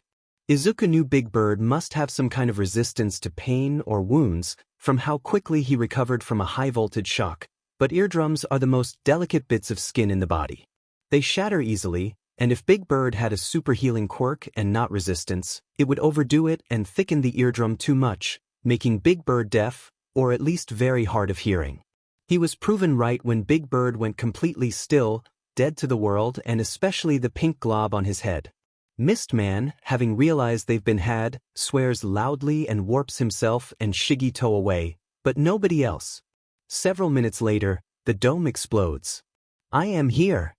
Because this day couldn't get any better. There are a lot of things Shoyuta didn't want to deal with right now. First up is the blonde idiot that used up his time and, as a result, was completely useless for the entire attack. Second was his students. They were still regrouping, Yagi having been the first teacher to show up and the others still on their way. Third was Maijima's students. Hinata was in a screaming match with Hatsum about something he couldn't quite hear. Reiki was walking around stiffly with a blank look on her face as several drones followed when she went from one unconscious villain to another. Collins was speaking Irish in a high-pitched voice. Midoriya was helping Shoyuta tend to his wounds with a practice he really didn't like. Fourth was the whole fiasco with the whole risky maneuver 1F, specifically Hatsum and Midoriya, led. Given it was smart, but it was also incredibly reckless. Eventually, Hatsum stomped over and started messing with Midoriya's black hair, unbothered when he moved around as she pinned it expertly into a bun and pulled a beanie hat out of nowhere to fit over that. "May vision," she said shortly, and Midoriya pauses in wrapping Shuta's leg to slide a pair of silver goggles over his face, his lips thinning before he returns to his previous duty. "I can take care of it myself, Midoriya," he snapped. Midoriya raised an eyebrow. "You have 2 broken arms, a broken collarbone, and both hands have rope burn from when Big Bird grabbed the capture weapon. I think they've not." Wigs snatched, Hatsum elaborated, and Kami above Shoyuta regrets ever marrying Hisashi because he actually understands what she's trying to say. He's not old by any means, but he definitely doesn't want to be in touch with the youth that much. Yagi was approaching, and Midoriya shot him a glare over his shoulder. Shoyuta briefly wondered about that before Hatsum stood up and went over to the hero, her steps slow and deliberate. "Took you long enough," she snapped. Yagi blinked in surprise. "Who are you? You are not one of my students." She flipped a pink dreadlock over her shoulder. "How dense are you, old man? 1F came here to observe the hero students and come up with support items for them, plus test out our own in an open area when they left. But no. Villains broke in, coming to kill you, and when you weren't here, they got said and attacked us kids. Do you know who handled the situation, a-hole?" "Huh." All Might took a visible step back, his hands raised placatingly. Shoyuta watched with raised eyebrows and a smirk hidden in his capture weapon as the overexcitable support student verbally ran over the number 1 hero and continued, not listening to his protests. Support Course 1F handled it. The students that aren't trained to handle villains or fight or utilize their quirks or form battle strategies. You know who busted a hole in the dome to get a signal out? Collins Fianna, of Support Course 1F. You know who took out almost 20 villains with highly experimental gas and 0 fatalities? Reiki Pearl, of Support Course 1F. You know who covered those two? Hinata Ban, of Support Course 1F. You know who caused a massive distraction? Me, Hatsune, of Support Course 1F. You know who captured 18 waterborne villains and rescued 2 hero students, who distracted the lead villains, who sent out a distress signal, who took out the main weapon, who came up with a plan to save our lives. My best F friend, of Support Course 1F. There was no stopping Hatsune now. Shoyuta didn't even bother stepping in, she was right, and Yagi needed to hear it from someone that wouldn't be kissing his butt the entire time. A bunch of kids with no formal training handled the situation better than 1A and took control of it efficiently. So get your head out of your butt, it is an FING hat, and maybe focus on your actual FING job, teaching kids to survive in an incredibly dangerous business, instead of meddling where you're not needed. We've got 2 injured teachers, only one still mobile and rounding up 25 kids and over 70 villains, several wounded students that likely are going to be scarred mentally by this incident. So instead of standing around looking pretty, how about you go if and help my Jima-sensei before I judo flip your butt into the concrete? There was a moment of pure silence, most of the students within earshot, so all of them, staring with open mouths and wide eyes, Majima pausing with 2 unconscious villains on either shoulder, and Midoriya slowly standing up to take Hatsume's arm. Thanks, Mimi. Can you take Hinata's experimental medical kit to 13-san? I'll stay with Eraserhead-san. Reiki turned her blank eyes to Midoriya, her eyes clearing for a moment as the drones landed. I'll search around the area for the missing students, Midoriya-kun. I believe Todoroki, Bakugo, Kirishima, and Hagakure are the only ones unaccounted for. Nope. I'm here, empty air piped up, and Midoriya groaned, running a hand over his face. Todoroki, red-white hair. Kirishima, red hair and sharp teeth. Bakugo, blonde hair and bad attitude. I believe Todoroki was in the blizzard zone, and Bakugo in the ruins, not sure where Kirishima is, but I think he and Bakugo are together from what Tsuchan told me. Ask Fienchan to follow your drones on foot with Mimi's May Vision to check out problem areas. Shoyuta grunted, struggling to stand and getting what he knew was a glare from behind the mirrored lenses of Midoriya's goggles. I'm fine, Midoriya. 1A needs to know I'm going to be fine. His nasty look didn't abate as he went Shuta's side, muttering to himself as he circled the teacher, hands twitching as if he was itching to write something down. Your ankle is sprained, he pointed out after a minute of that. At least use something to support yourself. Azui came over to join Midoriya. Midoriya Karo, she started, why are you covering up your face? Shoyuta jolted slightly, she was right. Midoriya was a plain kid outside of his hair and eyes, which the eyes and beanie covered. There are some people in your class I'd rather not let know I'm here. I plan on winning the sports festival, and if they know I'm in UE, I'll lose my advantage. Eraserhead-san. Izawa. My name is Aizawa Shoyuta, didn't Majima tell you that? Midoriya just gives him a placid look. No. Demand that man. Aizawa-sensei, he corrects himself, you can't ignore your health, and that is non-negotiable. He sighs, ignoring the throb of pain from it. What do you suggest, problem child? There was a pause. Midoriya offered his arm. Shoyuta sighed deeper. May was said. Sue her, okay? She just survived a villain attack, was intimately reminded that this was the path her best friend had chosen. She faced down someone that Izuken, her sweet, shy, hurt Izuken, had his dreams crushed by, and she was in the same radius as someone that damaged him so much physically, emotionally, and mentally. She had dropped that BSRD Hinata's medical supplies to the girls, Uraraka and Ishido, and was now falling into step with Izuku as he supported Era Aizawa-sensei. Her hands twitched to her sides, protective of him even now that the danger has passed. A pair of drones hailed the entrance of Fien carrying an unconscious boy and 2 others trailing behind her. "Hi, Hatsum-chan." Mei darted over, repressing the urge to sneer at Bakugo. It wasn't the place or the time, and she couldn't lose her cool and expose Izuku. "Fien-chan. You can call me Mei, by the way, it's only fair." Fien grinned before blowing a strand of her ginger hair from her face. "Todoroki-kun is cold sick. Hypothermic," Mei supplied, and her Irish friend nodded with a slight smile. Bakugo and Kirishima-kun were trapped in the ruins by Bakugo's big boom's explosions. Bakugo sneered, and Mei smiled dangerously back. Kirishima whacked his classmate. "Who the F are you extras?" "Hatsum Mei and Collins Fianna of Support Course 1F, Mei announced proudly. "We were sent here to observe your class and come up with support items, but we also beat up a lot of villains." Mei ignored the string of insults about how she wasn't actually all that helpful and bent close to Fien to whisper something seriously. "Don't mention Izuku's name, call him Ria. It's not my place to explain." She nodded minutely, understanding it was a secret, and rolled her shoulders. "Can you take Todoroki-kun?" "Sure." Mei took the hero student from Fien, turning and walking towards the front where Aizawa-sensei and Izuku were approaching, doors wide open and several heroes weaving through the crowd to check on the kids. "I think the hero teacher has something to say." When they all gathered, Aizawa-sensei activated his quirk, garnering the attention of the whole crowd. "My students, you handled the situation well, but do not let this go to your head. You will have sessions with Hound Dog, whether you think you need it or not. You are all too young to be thrown into that kind of battle, but we were unfortunately not given a chance." As some of you may have already learned, the 5 students from Class 1F accompanied us to design support items and test their own while also observing 1A in secret. When the battle broke out, they took control of the situation and, as Azui says, came up with a plan to get help.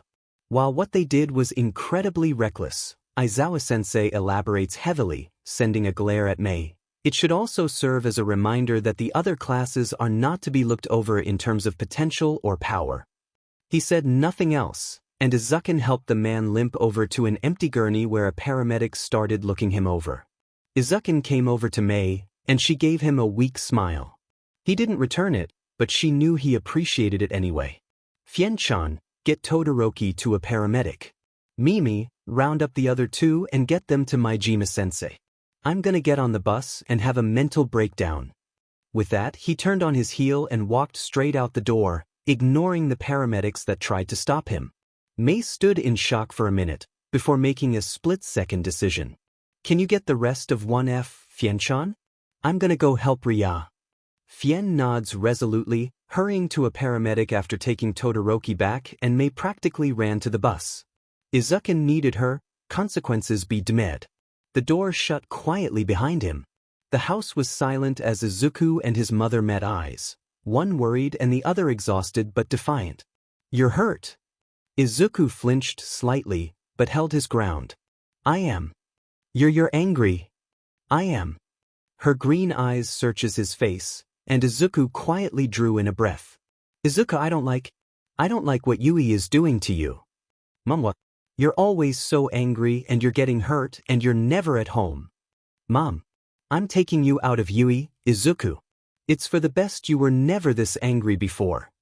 Rage, white hit and turning his vision red, overtook his exhaustion. Izuku's bag hit the ground with a thud, which he ignored, not caring about how his mother gasped at his blatant disregard for the floor getting scratched or something. He didn't care. This was no time to act meek or apologetic. "No. Izuku, you don't get a cho." "Yes, I do." He slid the beanie off his head and took out the band, ruffling the black and green curls until they suited him. The Mei vision was still hidden under his scarf, which he adjusted to be a bit more comfortable. He was going to be himself right now, consequences be damned, this was his life, he was going to have a say in it. "And you're going to sit down and listen to me." His mother gaped before sitting, seemingly on autopilot. Izuku rolled his shoulders before crossing his arms. Let's play a game of true or false. I've been angry for a long, long time, and you're pinning it on Yui because you don't want me to have my own thoughts or feelings besides being content with the hamster cage you're trying to fit me in. True or false? You keep claiming why I do is dangerous, which is valid, and try to protect me from it by forcing me away from the things I enjoy doing. True or false? Aizu. You treat me like a fragile guinea pig instead of a human being that can make my own decisions. True or false? Izuku. He couldn't be stopped though. Instead, he kept going in an even tone, refusing to let an ounce of emotion leak through. The moment he cried, it was over. He was not giving up his spot in Yui. You don't let me live my own life and pursue my own aspirations because of my quirk statue. True or false? Silence. I'm going to my room.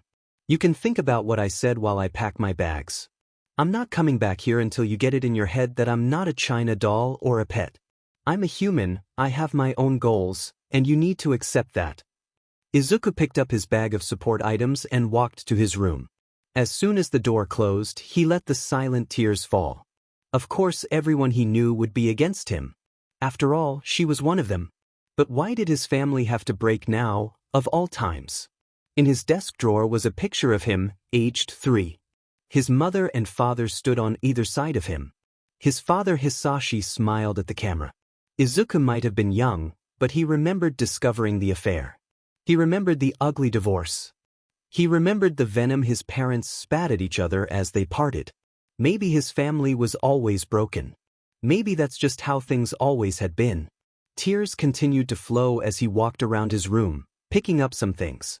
Most of his support sheet, basically all of the things that weren't in his bag, was at Mimi's.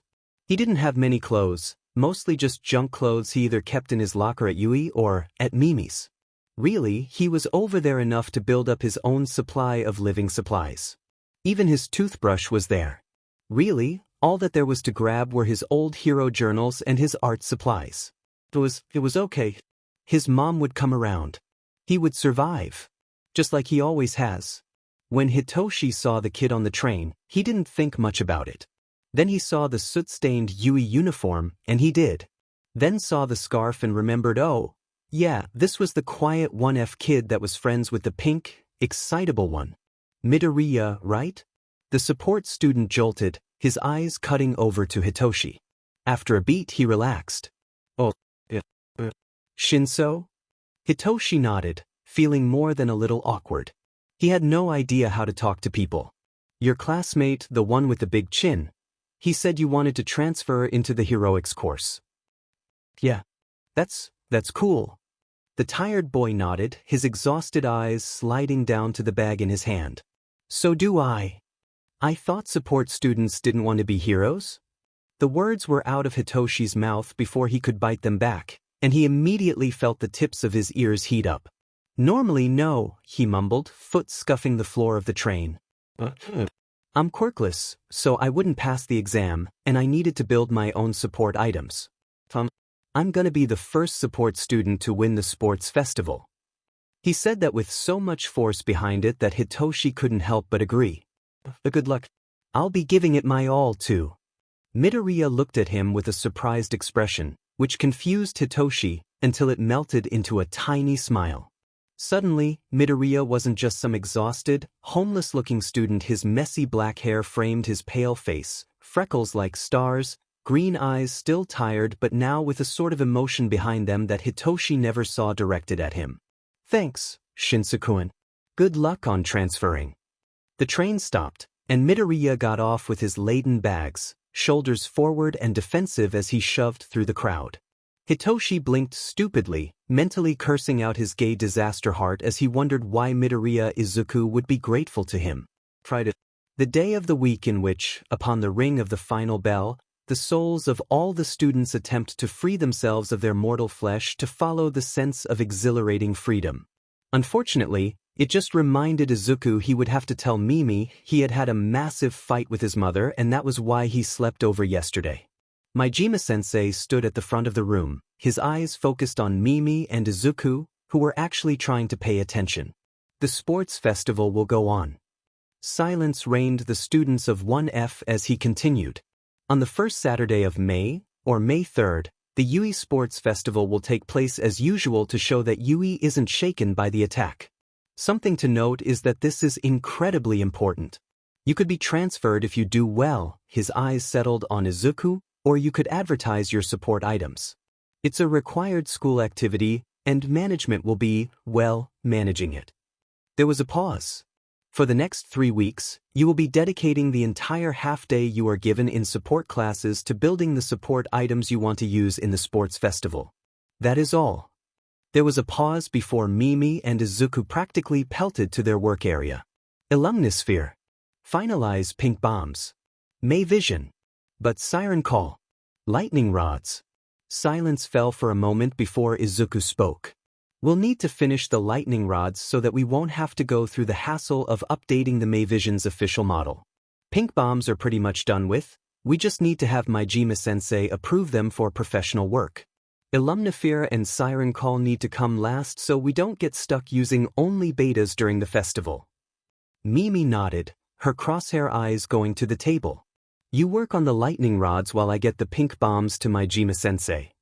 At the end of the day, Izuku was wiping sweat off of his face and trying in vain to gather up all of his unruly hair. May grinned, more than a few minor electrical burns decorating her hands and soot staining Izuku's sleeves. Just need to clear it with Majima-sensei and the May Vision lightning rod pair is ready to go. She grinned, her eyes a bit more manic than what he was comfortable with. Want to test her out? Oh, do I? Unfortunately, their plans were thwarted when they passed by One's classroom, to find the door crowded. Izuku had already slid on his May Vision and beanie preemptively, of course, to avoid Katsuki recognizing him if they passed in the hall. I see that 1A is just full of presumptuous assholes, though. Oh, is that Shinso? Out of my way, extra. And that's Katsuki. Wait, did Shinso say that to Katsuki? Oh shit. Izuku shouldered his way past a few unfortunate students and grabbed Shinso's hand. The tall boy jumped, but Izuku dragged him back and away from the crowd, continuing on his journey to the gym with Mimi. Shinso gaped at Izuku when he released the purple-haired boy's hand. Well, why? Katsuki's dangerous, he replied simply. Can't risk pissing him off, believe me, you'll have a miserable F&G life if you get on his bad side. Mimi nodded seriously, shooting a glare at One's classroom. I can't believe you call him Katsuki. You aren't friends. Mimi, I called him Kaken for 14 years of my life. Could you really blame Shoyuta for following Majima's problem children when he heard Midoriya make that concerning comment about One's resident landmine? They seemed to have befriended Shinso, a boy he'd kept an eye on since he failed the heroics exam. Shinso Hitoshi. Or, at least, Midoriya was looking out for this significantly taller boy as Hatsum talked enough for 5 people on her own. With how little input either boys put in, she was having a rather interesting conversation about something. Oh, I'm Hatsum Mei. I know. We have the same core classes. This is Izukin. You should meet our babies. Shoyuta really doesn't know if Hatsum's word choice is intentional, but it has quite the amusing effect on the tall Gen Ed student. He chokes on air and stumbles, pitching forward. Midoriya slides over to catch Shinso and right him. Shoyuta doesn't miss how Shinso turns bright red. Thither. High school. She calls our support items babies. Midoriya sighed with the rehearsed exhaustion of someone who had said it so many times they were sick of it. Oh. We're heading to Gym Alpha to test the final beta version of our support item. Want to join? Hatsum offered. Yeah. Don't you need supervision for that? Hatsum shrieked, literally leaping into Midoriya's arms. Midoriya promptly drops her on the floor, staring at Shoyuta flatly. Shinso looked quite startled, but didn't seem to have a voice to accompany that. Yeah. That's why you're here. The black and green-haired support student turned on his heel, continuing on his path. Shoyuta didn't know how he ended up teaching a trio of kids to use eskrima rods, but they definitely ended up staying late, the 3 going home 2 hours later with the basics of the 12 strikes down. He thinks it may have been something about watching the kid handle his lightning rods wrong and calling it out, and the problem child asking him to correct him if he got something wrong. One thing led to another, and he was demonstrating for the three brats. Hizashi was giving him a very smug look when he finally got back to the apartment, which didn't help him at all. Found some kids to mentor? He teased. He huffed, collapsing on the couch. I'm not a mentor. Just a couple of problem children demanding I show them how to use eskrima sticks correctly. You keep telling yourself that. Hitoshi wasn't sure what to think. First, he's challenging one. Next thing he knows, the low-key cute, oh-so-eloquent Midoriya Izuku swoops in, grabs his hand and drags him away. Then he meets Eraserhead and learns some eskrima or something while not being able to get a single word out. Plus how adeptly Hatsum needled Eraserhead into agreeing to come back again to show them more. That was a whole but thing. And then how it actually happened. Every day for the past week, with a highly annoyed Eraserhead no, Aizawa-sensei directing them. What's your quirk, Shinsaku-in? Hatsum looked over with a big smile. Mine is Zoom. Wonderful. This question. Brainwashing. I can brainwash people if I ask them something. After a beat he heard muttering. Hitoshi looked over to Midoriya, who seemed to be staring into space. Then he snapped back with a small grin. Auditory or response? Response. His palm slammed onto the bench next to him. Mimi. We're finishing the siren call within the week. Hatsum cackled, throwing her head back. Sir, yes sir. That didn't bode well. Izuku stood next to Mimi, Shinso not far off. Mimi was bouncing on the ball of her feet, and Izuku just stood lazily next to her, hands shoved into the pockets of his gym kit and ignoring the weird looks he and the other 1F students, plus Shinso, got for being completely decked out in support items. Fien came up to Izuku's other side, ginger hair pulled into a high ponytail. Midoriya-kun, are you sure this will work? Her accent is thicker than usual, and Izuku takes it to mean she's anxious. He huffed a breath before responding. Have I ever led you wrong? Just last week we all nearly got detention because you convinced us to help you test your alumni sphere on the wood teacher's desk. Mimi waved her hand dismissively. It was old and he shouldn't have such a fire hazard in a support classroom anyway. It all went according to plan and nobody got detention. It was a total success. Hinata was suspended for 3 days, Reiki reminds her. It was a total success, Izuku echoes Mimi, and Shinso snorts. It hadn't taken long for Aizawa-sensei to dub Shinso as a problem child, when they may or may not have possibly, completely by accident, blew up a locker that definitely did not belong to a quirkist BSRD from 1D that called Shinso a villain in front of Izuku. Shinso hadn't done anything or even been present, but Aizawa-sensei seemed to determine who was problematic by things that were caused because of them, not necessarily by them. But Izuku would never target a person for any reason, no, sir. And welcome to the Yui Sports Festival. Izuku regrets being born. I'm present Mike, here with one, as homeroom teacher, Aizawa Ueshiba. I was held at gunpoint. Izuku regrets being born slightly less. Don't be ridiculous, Aizawa. This is the first-year stage. The invincible 1A, shaking off a villain attack with wills of steel. The crowd roars. Get into positions. Go, go, go. Mei raised her voice over the din to be heard by the other students of 1F. Izuku hated being touched, but he would deal with it. They even managed to get Hinata in on the plan. Oh, and Hinata was less of an a-hole now. He had apologized out of the blue to Izuku for being in but at the USJ, and offered to be the fall guy in return. He was still a JRK, but more in a rough-around-the-edges way than a Bakugo Katsuki kind of way. Following them are Heroics 1B, General Education 1C, 1D, and 1E, Support 1F, 1G, and 1H, and Management 1I, 1J, and 1K. The others filed out, many muttering about how little fanfare they got, but 1F stayed in position. They knew exactly what they were doing. 1F? Where's 1F? Mimi cackled and lurched into motion. What the crowd, plus the teachers, were seeing was both simple and elaborate, causing many to wonder how just 5 students managed to pull it off. The answer was simple bribery of upperclassmen who weren't participating in their festivals, but no good support students showed their hand. Twin flames shot out from the student entrance, and something was thrown into the path of the flames that exploded into extremely attention-grabbing pink. Midoriya Izuku sat on the shoulders of Collins Fianna and Reiki Pearl, who ran out at top speed with the small boy somehow making it work. Hatsum Mei followed closely behind, dashing on their heels while holding two long, equally pink streamers. Hinata Ban trailed last, slightly slower while hoisting a large sign over his head, in perfect calligraphy. All hail the unlauded heroes of the USJ. There was a moment of silence before a deafening mix of laughter and cheering came from the stands. Izuku used his Mei vision to look up at the announcer's box and stifled a laugh. Yamada-sensei was frozen, mouth half open with clearly no idea what to say, while Aizawa-sensei had a hand over his face. Eventually, Aizawa-sensei's voice echoed over the stadium. And support course 1F, the other class trapped in the USJ during the attack and took out a total of 38 villains. Are you problem children happy now?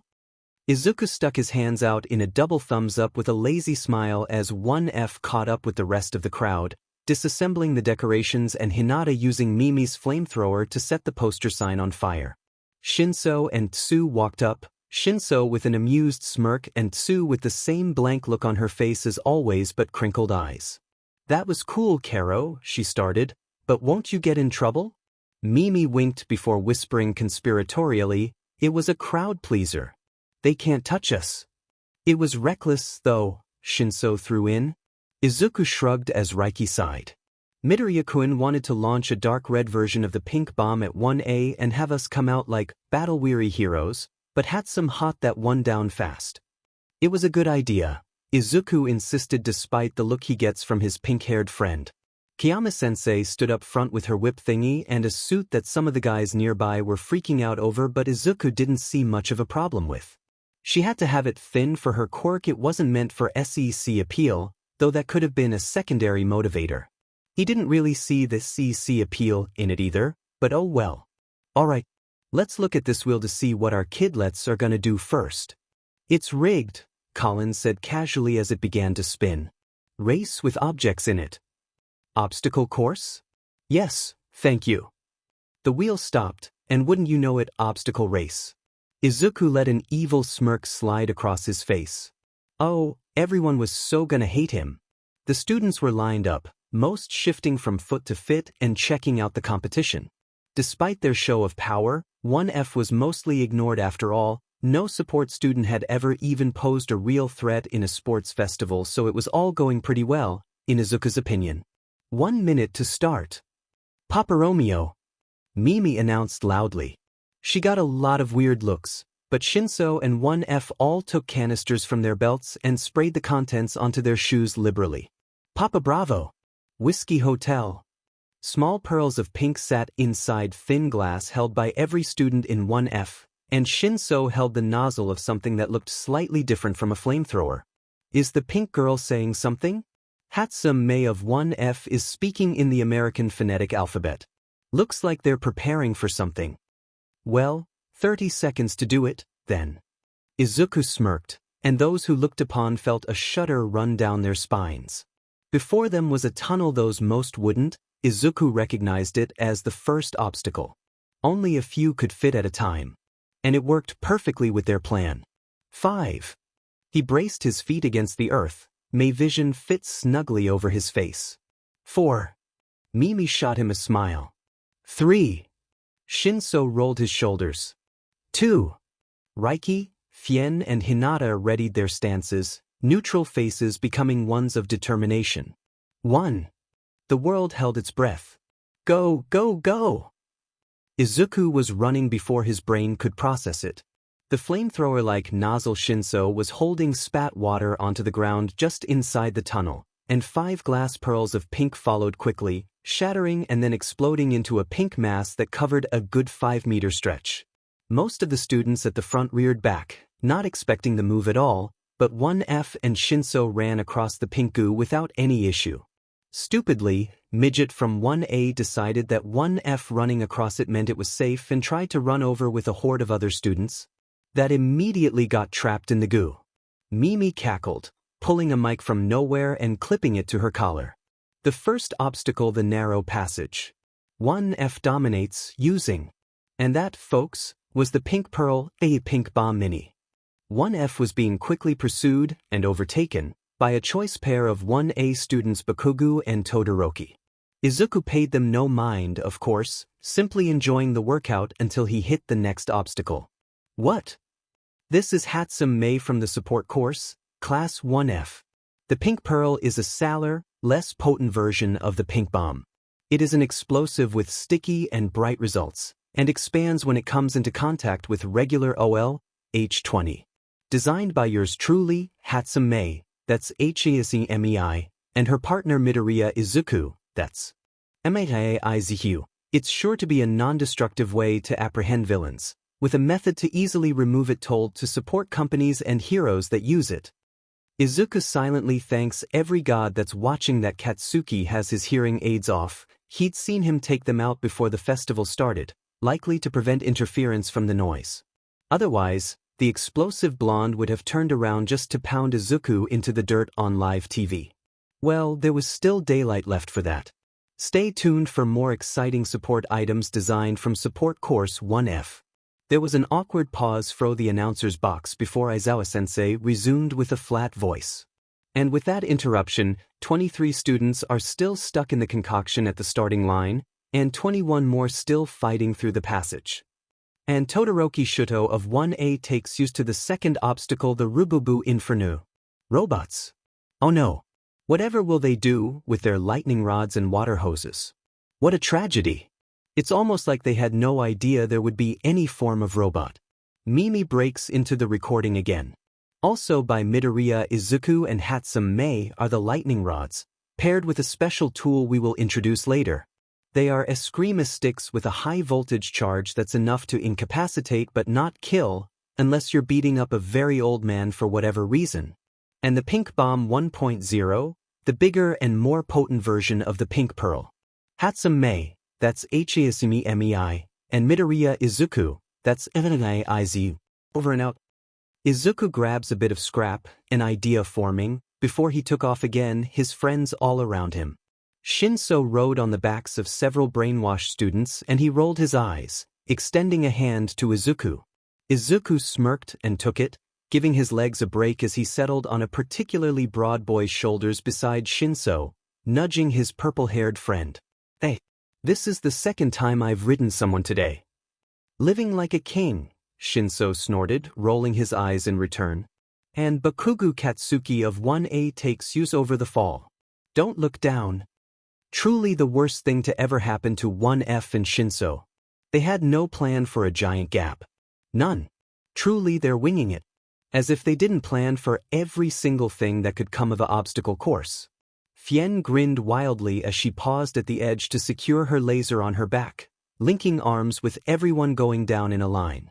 Shinso just shook his head and took Izuku's arm, ignoring how Raiki's face goes a bit blank as drones descend from the sky and start lifting up the 6 of them. And then Fien points the laser directly down and activates it. And hoo boy, they went enwam over that chasm. By Collins Fianna, that's COSFA, the Heat Blast. A super-focused laser that can be set to 2 different modes, melt and force, to either propel something at high speeds or melt through even plasteel. By Reiki Pearl, that's Reiki Pearl, the Pegasus drone, meant for lightweight heroes to ride through the skies at speeds of 20 miles per hour. And the last obstacle, the mine field. The moment they landed, Shinso brainwashed a couple students to carry him independently. 1F broke apart as they went about their own ways. It was the final stretch, and everyone wanted to earn it themselves. So, naturally, Izuku dug up the mines with the plate metal as Mimi announced more 1F support items with the cheer of a natural saleswoman. Problem child. What are you doing with those mines? Izuku jumped at being addressed directly, but grinned disturbingly at the announcer box and backing up a few steps, plate metal in front of him like a snowboard. And then jumped directly onto the pile of mines. It didn't burn him like Katsuki's explosions did or stain him with soot like his support item malfunctions would. Instead, with a bang, and more glitter than was strictly necessary, Izuku was launched into the air. He wouldn't be able to describe to Mimi later what flying felt like, both exhilarating and freeing at the same time as being mortally terrifying. But he could describe in perfect clarity what it was like to slam the metal into Todoroki and Bakugu's chests as he flew over them, and what it was like to land a bit awkwardly, but dashing with legs long since trained to flee and avoid small obstacles straight across the finish line. Oh, and we have ourselves a winner, Midoriya Izuku of Support Course 1F, closely followed by Todoroki Shuto of 1A and Bakugu Katsuki of 1A. Izuku was already out of the finishing area by the time Katsuki was across the finish line, hearing Yamada-sensei announce, 1 by 1, Shinso and the rest of 1FS crossing. Izuku had planned for everything, he realized. Except one thing. How he would hide in between rounds. Bakugu Katsuki hated Deku. When they were young, it hadn't exactly been hate. Contempt, definitely. The effing quirkless piece of sheet followed Katsuki everywhere, tears essing his stupid face and laughing as if nothing was wrong, ever. Katsuki hadn't really hated Deku until the day of the sludge incident.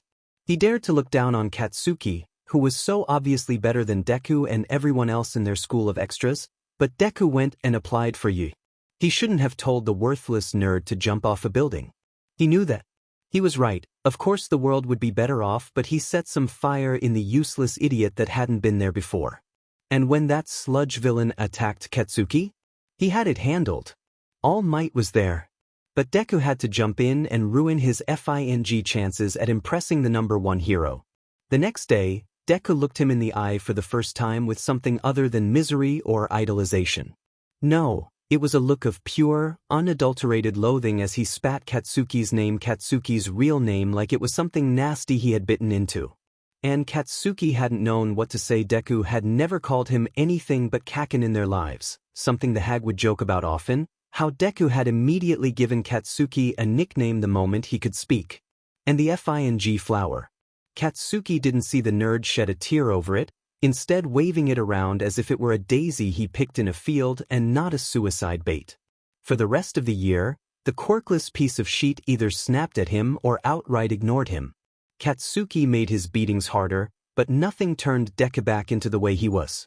And then, had the audacity to get into Yui and hide from Katsuki. And then beat him in something.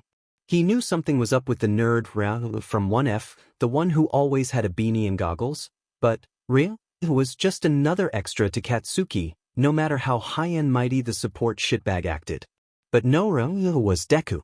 Katsuki's palms twitched with small sparks as he stormed through the stadium halls, red eyes scanning and practically kicking open every door in search of the worthless a-hole. Katsuki would make him pay for what he did. A pair of support extras were loitering in the hall just outside one of the doors, this one marked 1F. He recognized them, of course the ginger beach that couldn't form sentences correctly and the half-American BSRD with the identical twin in general education that kept seeking Katsuki out for the past few weeks, since the announcement of the sports festival, really, just to stare at him silently, and he would never admit how unsettling her violet eyes were. Katsuki was many things, but stupid was not one of them. He had to get them out of the way. He just knew Deku was in there. And if Deku ended up dead, he didn't want witnesses. Out of the way, extras, he growled. The beach blinked at him with narrowed eyes that almost reminded him of the old Deku's, innocent and full of life and stupidity, but these were many shades paler, a sickly yellow-green rather than Deku's puke green. But the most major difference between her and the old Deku's eyes was that she was glaring at him as if he had personally attacked her. And as far as Katsuki knew, he'd never spoken to her before. "We are not taking visitors," she said with a heavy Irish accent that somehow didn't make her words less clear. Especially not one ABS's with a vendetta against our classmates. American B tilted her head slightly to the side, her eyes uncomfortably similar to that of her twins in intensity. Unlike her twin, however, she did speak, each word laced with threat. "We could always get a teacher if you refuse to leave, of course." Katsuki's hands twitched with the desire to shove past them and blow through that door to explode Deku straight to hell, but he knew that he wasn't gonna get past these two. Not without jeopardizing his place in 1A. Ginger Beach's hand drifted to a utility belt laden with pockets and pouches, her eyes focused on him with an implacable fury he didn't like. Katsuki turned around and walked back to 1A's preparation room. After all, Deku had 10 million points. That's 10 million reasons to beat the shit out of him in the second round and get away with it. Mei refused to regret what she did. Izukun's private life was his own, yes. But there was a point in which some things needed to be shared, and Izukun wouldn't have done it himself. He would definitely be mad at her if he knew what she did, but she wouldn't let her Izukun get hurt again. The day after the sports festival was announced, she texted 1F to meet her before class while she knew Izukun would be preparing the workshop for a solid half hour with laser focus. He always hated how disorganized Mei was, so he would always make her go do something else while he did that. So she met with 1F in an old support classroom that was mostly used for testing incendiary weapons, and it showed in the scorched surfaces. Hatsum, why are we here? Hinata was an a-hole, sure, but she needed his help too. Mei needed all of 1F on Izukun's side. It's about why Izukun and I asked you to call him Rya in front of people outside of 1F. Reiki had lifted her head a bit, sliding her phone into her pocket, something she rarely did, as with her technopath quirk she liked to soak up knowledge from all corners of the internet. It meant she understood it was a heavy situation and respecting it. Mei appreciated it. Please don't tell him I told you this, but it needs to be said because I need your help, and for that, you need to understand the situation. Fien crossed her ankles, fitting 2 earbuds into her ears that she and Reiki had designed together, something to help her understand Japanese a little better by filtering it into Irish. On her mouth was a prototype of something that could work the opposite way, filtering Irish into Japanese, though that wasn't the main function. Mostly something Izukun had thrown in when he learned Fien struggled a lot with Japanese, especially when she was stressed. Mei wrung her hands nervously, not looking at Hinata as she spoke. Before Izukun came to Yui, he was a victim of peer abuse and severe discrimination because of his lack of a quirk. It's why he is always so nervous around you guys, and why I'm talking about it now. Because his main bully, someone who suicide baited him and has scarred him mentally and physically, got into Yui, and Izukun is hiding from him so he won't have to deal with the abuse again. Silence met her words, Hinata's face going slack with horror and realization. The prototype Fien was wearing spat out gibberish as the girl flinched with her whole body, a moment later than Reiki did, the latter's purple eyes flying open and her hands covering her mouth. During the sports festival, Izukun will have to face him. I need your help to keep them separated. He's dangerous and he might severely wound or even cripple Izukun. More silence, and Mei braced for the worst. Then, shockingly, Hinata spoke. What's the BSDRD's name? She felt color return to her face. Bokogu Katsuki of Heroics Course 1A. Don't PSS him off directly, or he might hurt you too. Izukun was scared of telling me about it because he didn't want me going after the BSD. Reiki slowly raised her hand. Yeah, Reiki-chan? Her body was shuddering badly as she spoke haltingly. My sister, Arya, has an empath quirk. She knows he's very hostile and has been keeping an eye on him. Can I ask her to keep an even closer eye on him? Yeah, Reiki-chan. Thanks. Mei smiled weakly at her classmate.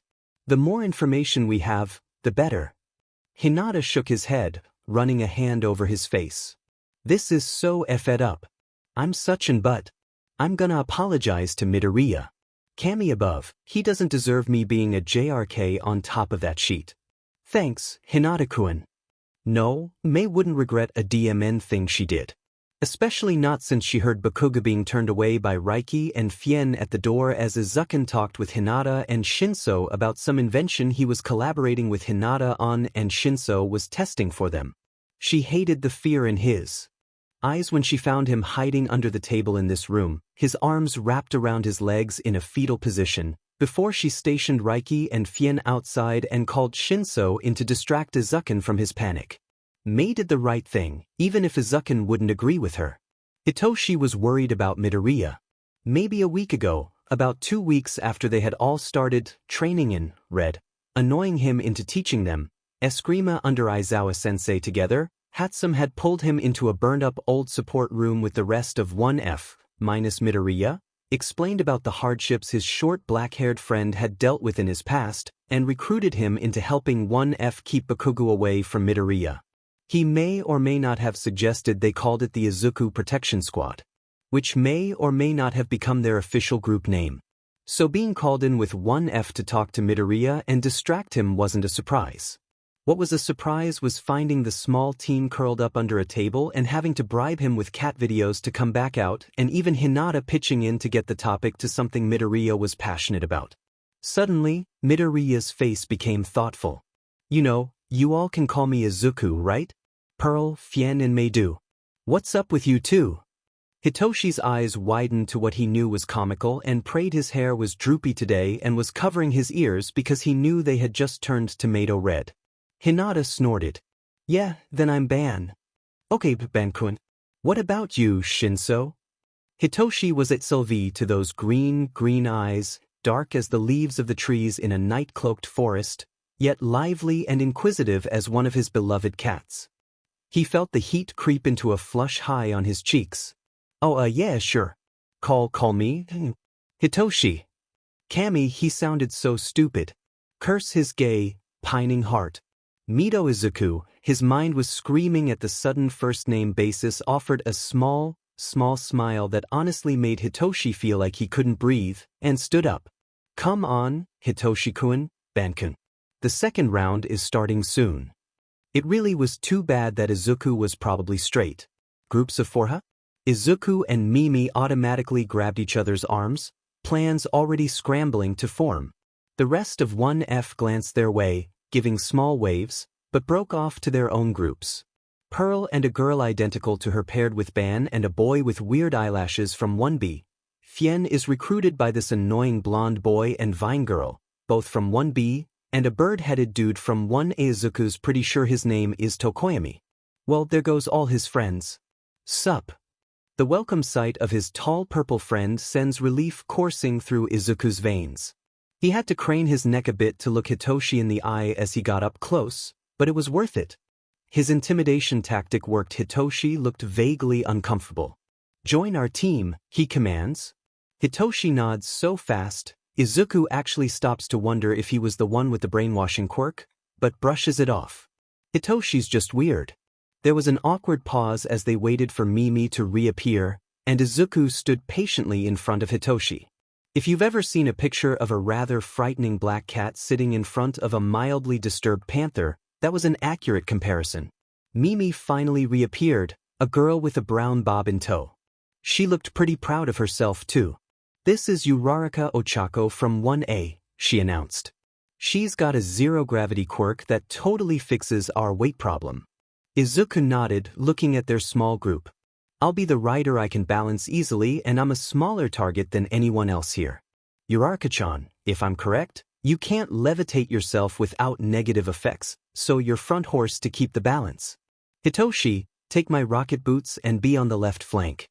Brainwash everyone you can to keep them or others away. Mimi, left flank. Throw pink bombs, electrocute people, go nuts. They all nodded. The teams looked tensely at each other, all bracing to run. Start.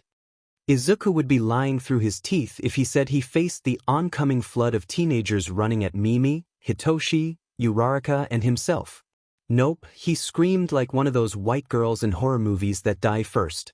Mimi laughed like a madwoman as Uraraka brushed her hands over the other three, before Hitoshi and Mimi activated their boots and they shot up into the air in a near miss with the mob. Wait, what? It seems that Team Midoriya is airborne. No, really? A whip of something came from the elbows of a guy on Todoroki's team. Mimi laughed harder, her lightning rod active and swiping out to catch it in an instant. The electricity ran down the weird stuff, which quickly retreated as Elbow Boy shrieked. Vine Girl attempted to do the same, ending up with a pink blob sticking her hair together. Boom pop up. Izuku froze as he heard the all-too-familiar sounds, muscles bracing to flee or take a hit. Katsuki was flying at him, face contorted in rage as he extended a hand for Izuku. And a drone smashed into his front, a claw extending to rip the headband off of Katsuki's face. Katsuki was just barely caught by his team as he turned his attention to the offenders, the Reiki twins and their team.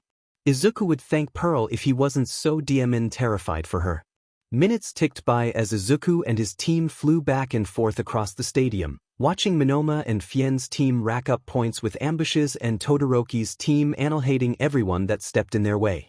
Reiki Arya, Pearl's twin, now had a grand total of 0 bans on her forehead, but she and her team still ran after Katsuki, thwarting him every chance they had. This event was really boring if you could fly. More and more broke off in their chase after Izuku, and it became a free-for-all that he and his team observed quietly, occasionally throwing in a comment to each other to change positions. 1 minute left. We should head down at 30, Izuku said decisively. Uraraka gives him a weird look, but restores gravity to the team as the deck ended. Straight into the waiting grasp of Todoroki's team. Todoroki reached out with his right hand, always his right, so Izuku does what Izuku does best. Make everything far more difficult than it has to be. His lightning rod is out in the blink of an eye, tip jabbing into Todoroki's left shoulder. Todoroki spasmed, a ripple of fire running across his arm that flashed out and drove Izuku back, his team fleeing unscathed again. Then, Izuku notices something. Ida's exhaust pipes are glowing. Reciprio. Ida explodes forwards, and Izuku drops sideways to avoid his reaching hand, and falls directly into Hitoshi's extended arms. There was a beat of pure silence as the timer ran down, all knowing it was futile to try and get Izuku's headband, and Izuku himself internally flipping his sheet because what the F his friend is carrying him bridal style and Mimi is laughing her butt off and he knows people in the audience are too and holy mother of F. This is embarrassing. On Team Midoriya comes in first with 10,845 points. Following behind is Team Bakugo with 960 points, Team Todoroki with 950 points, and Team Minoma with 615 points. Uraraka and Mimi break away from Izuku and Hitoshi, the traitors, and laugh at his expense as Hitoshi, dear, sweet Hitoshi, has gone a shade of red Izuku didn't know was possible for anyone but himself, and was intimately aware his own face was a similar color. He managed. This is a thing. That happened. Hitoshi nodded back, his face the picture of awkwardness as he attempted to set Izuku down without just dropping him, which was a whole process but one Izuku appreciated nonetheless. Mimi was laughing, her arm on Uraraka's shoulders, the entire demon time. When Izuku regained his footing, he tried his damnedest to ignore the crowing of his best friend as Yamada-sensei talked about the break. They headed dazedly to the break area, Izuku dazedly holding Mimi's sleeve and letting her guide him as he tried to process that he just won 2 events. Midoriya, is it? Izuku blinked out of his reverie, looking at the new voice. Todoroki stood there, his face as cold and hostile as it always was when Izuku saw him. May I speak with you? Katsuki was hunting that piece of sheet. Showed him up, humiliated him in not 1, but 2 events. Events that he had almost won. So when Half and Half took Deku away from his snarling coven of freaks, he saw it as a chance. Wait for Deku to be alone, teach the quirkless fuckwad a lesson, then win the sports festival. He followed them to a tunnel, and pressed himself against the wall to listen. Midoriya, you made me break a promise. There was a pause before Deku interrupted it. So what? Katsuki would be surprised if he didn't already know the asswipe had changed in the past year. The old Deku would have fluttered his hands with a string of apologies and tears in his eyes. But Katsuki didn't know this new Deku, and he hated how he couldn't predict a DMN thing he did. So, Half continued tightly. I want you to understand what you've done. Shoot. Have you ever heard of quirk marriages? If Katsuki cared about Half in the least, he'd probably feel guilty about spying, but he doesn't, and he didn't, as the icy hot BSDRD told his sob story. And that's why I have to beat you, without my father's power. There was a long, tense silence. Then, clap, clap, clap. Was Deku slow clapping? Great. Well, as horrible as your life is, I also don't know who you are, Todoroki-kun. I hate Endeavor, don't get me wrong, but you clearly don't want me to do anything about it, so. Do you expect me to feel bad about doing my best? That's not what I was. Then what is it, Todoroki-kun? Deku snapped. Is it how you were blessed with not 1, but 2 incredibly versatile, powerful quirks and you're not using one out of spite, and you're being a pretentious to me because I accidentally made you use it by defending myself? Is it that you don't consider me worthy of using your quirk against? You can't even begin to understand. Listen to me, Todoroki-kun. I've been there. People I loved turning on me because of a quirk. People beating the shit out of me daily. I get it, it hurts like hell, but one day when you're a hero, yes, when your ice isn't going to be enough. What will you tell the mother of the child you could have saved but didn't because of a grudge? What will you say to the world? That you half-butted everything literally because you wanted to be petty? Think about that, Todoroki, before you come beaching to me about how much your life is and how I'm the one ruining everything. There was a long silence. I'm sorry, that was harsh of me. But somebody needed to get that through your thick skull. I'm not sure what you really expected, though. I can't help you unless you let me. Another pause. No, I'm sorry. I shouldn't have pinned it all on you.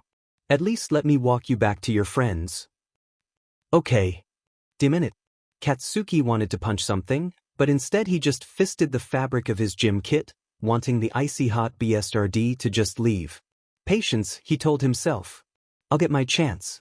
All right, kiddies. Midnight stood next to a bracket board, pointing at it with a wide smile. Here are your matchups. Izuku fiddled with his gloves. Honestly, he was a bit annoyed with them. The rubber coating made them kind of stiff, but it was necessary for wielding the lightning rods on the off chance his hand slipped. He was against some guy from 1A named Kaminari. He glanced around, meeting the eyes of a blonde with a black streak in his hair. Yo, Midoriya-kun, he said easily. Don't mean to be offensive or anything, but I haven't seen you use your quirk yet, and I'm sure you're super talented, but I'm kinda really good at one-on-one battles. Izuku stood opposite of Kaminari in the ring. Honestly, he hated that he was going first. And we have the dark horse from the support course that has dominated with prodigious skill and craftsmanship in the first 2 rounds, Midoriya Izuku. And facing Midoriya for the first battle is Kaminari Denki from Heroics 1A. The one with the electricity quirk and stuff. Mike, please remind me why I'm here. Electricity, huh? This'll be over in a flash, Kaminari winked. Start! Midnight shouted. Indiscriminate shock. Kaminari crackled with energy before it exploded outwards, running along the minute mineral deposits in the concrete towards Izuku. Izuku flips forwards, palms out, and lands in a handstand. The electricity avoided his rubber-coated gloves and continued on its path away from him. When Izuku righted himself, Kaminari had the stupidest expression Izuku had ever seen on a human being's face, thumbs up. Kaminari, he called uncertainly. He blinked slowly, bobbing his arms. Wee. Kaminari is unable to continue. Midoriya advances to the next round. He grinned to himself as robots escorted the electric teen away, and Izuku headed back to the stands to watch Suro v Todoroki. Only to watch the poor boy get trapped in a glacier. Ouch, Mimi vocalizes without a hint of pity on her face. Looks like a tough guy to beat, Izuku. He has to fight him. He suddenly remembers what Mimi wanted to do. Hey, wouldn't it be better to endorse your products by actually trying to win the festival instead of just using somebody as a guinea pig? She pauses, finger tapping her chin like one of those anime girls. Then she grins. Yeah, that's a great idea, Izuku. See you in the semifinals. Mei faced Ida with a smile that made him shift from foot to foot. She was absolutely going to decimate this kid. Start! Ida shot forward like a bullet from a gun, but she dodged. I know what you all must be thinking, what a smooth dodge that was. Handsome. How fast. How elegant. Ida sputtered, running after her again, but she hovered in the air just above him. Well, that's because of one of my personal favorite support items. The jet works similarly to Gran Torino's quirk, but allows for sustained flight, as they were utilized in the second round by Team Midoriya. Built by yours truly, Hatsume, that's HAZMI. Then, she pulled something else from her belt pouch, a baseball-sized ball of what seemed to be thick, blue twine encased by a thin layer of glass. She zoomed into a VIP box and saw support representatives talking excitedly, and she grinned, all mania and joy. This is the blue bomb, to keep with the theme of the previous pink bomb. What is it and how does it work? I will demonstrate in a moment. This was designed by me and my partner, Midoriya Izuku, that's Izu. Thank you for your consideration. She turns off her mic. Hatsum, please stop hacking the sound booth, Aizawa-sensei sighed. She makes an ugly face at him and zooms in just in time to see the equally hideous look he sends back, and she has never been so thankful Izuku insisted on adding the screenshot feature to the May Vision because that picture is going to be a family heirloom. Glad to know the grumpy heroics teacher was human. And to have blackmail on him. She tosses the blue bomb carelessly at Ida, who funnily enough was too busy trying to figure out what her strange expressions were until it hit him square in the chest and exploded into long blue wires that wrapped around Ida and bound him tightly. Ida is unable to move. Hatsum advances to the next round. Momo was humiliated. She was a recommendation student, she should have fared better against Tokoyami. She was supposed to be the best, her parents expected her to be the best, but she didn't even get the chance, overwhelmed before the match even began. Hot tears of humiliation sprang to her eyes as she huddled in the corner of some dark, empty hall. She didn't want anybody to see her like this. She was supposed to be strong. She sat with her head between her legs, listening to naught but her own pathetic cries fueled by embarrassment and wretched disappointment. You know, it sounds kinda asshole-ish, but I'm sorta glad Tokoyami won. You could give Mimi a run for her money, but Tokoyami doesn't stand a chance. Momo's head shot towards the speaker and saw a black-haired boy sitting beside her with a blank expression that reminded her of Tsu, plus eye bags that rivaled Aizawa-sensei's. Sorry, she managed through her haze of tears.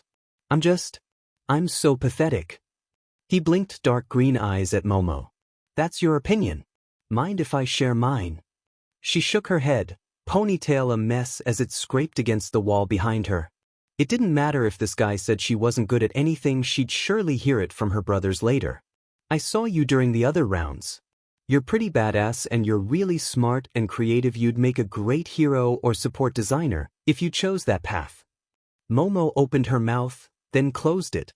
She really wanted to be a hero and save people. But nobody had ever suggested she could be good at something different. I was planning on asking you for help on making some rare materials me and my partner need for this support item we're making in a few days or something. You'd be paid, of course. Momo legitimately had no idea what to do. He had single-handedly took apart her self-deprecating phrase and then completely changed the subject away from the festival entirely and made it seem perfectly natural. How the F dash? She smiled hesitantly and nodded. Sounds great. I'm Yayarosa Momo, but call me Yamamo.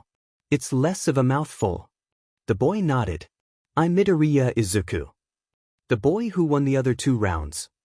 What was he doing wasting his time with her? Sorry, I know I'm a mess, she gestured to her hair. The boy tilted his head slightly, eyes narrowing a bit at it. I remember the style it was in. Do you mind if I try to fix it? She snorts. Go for it.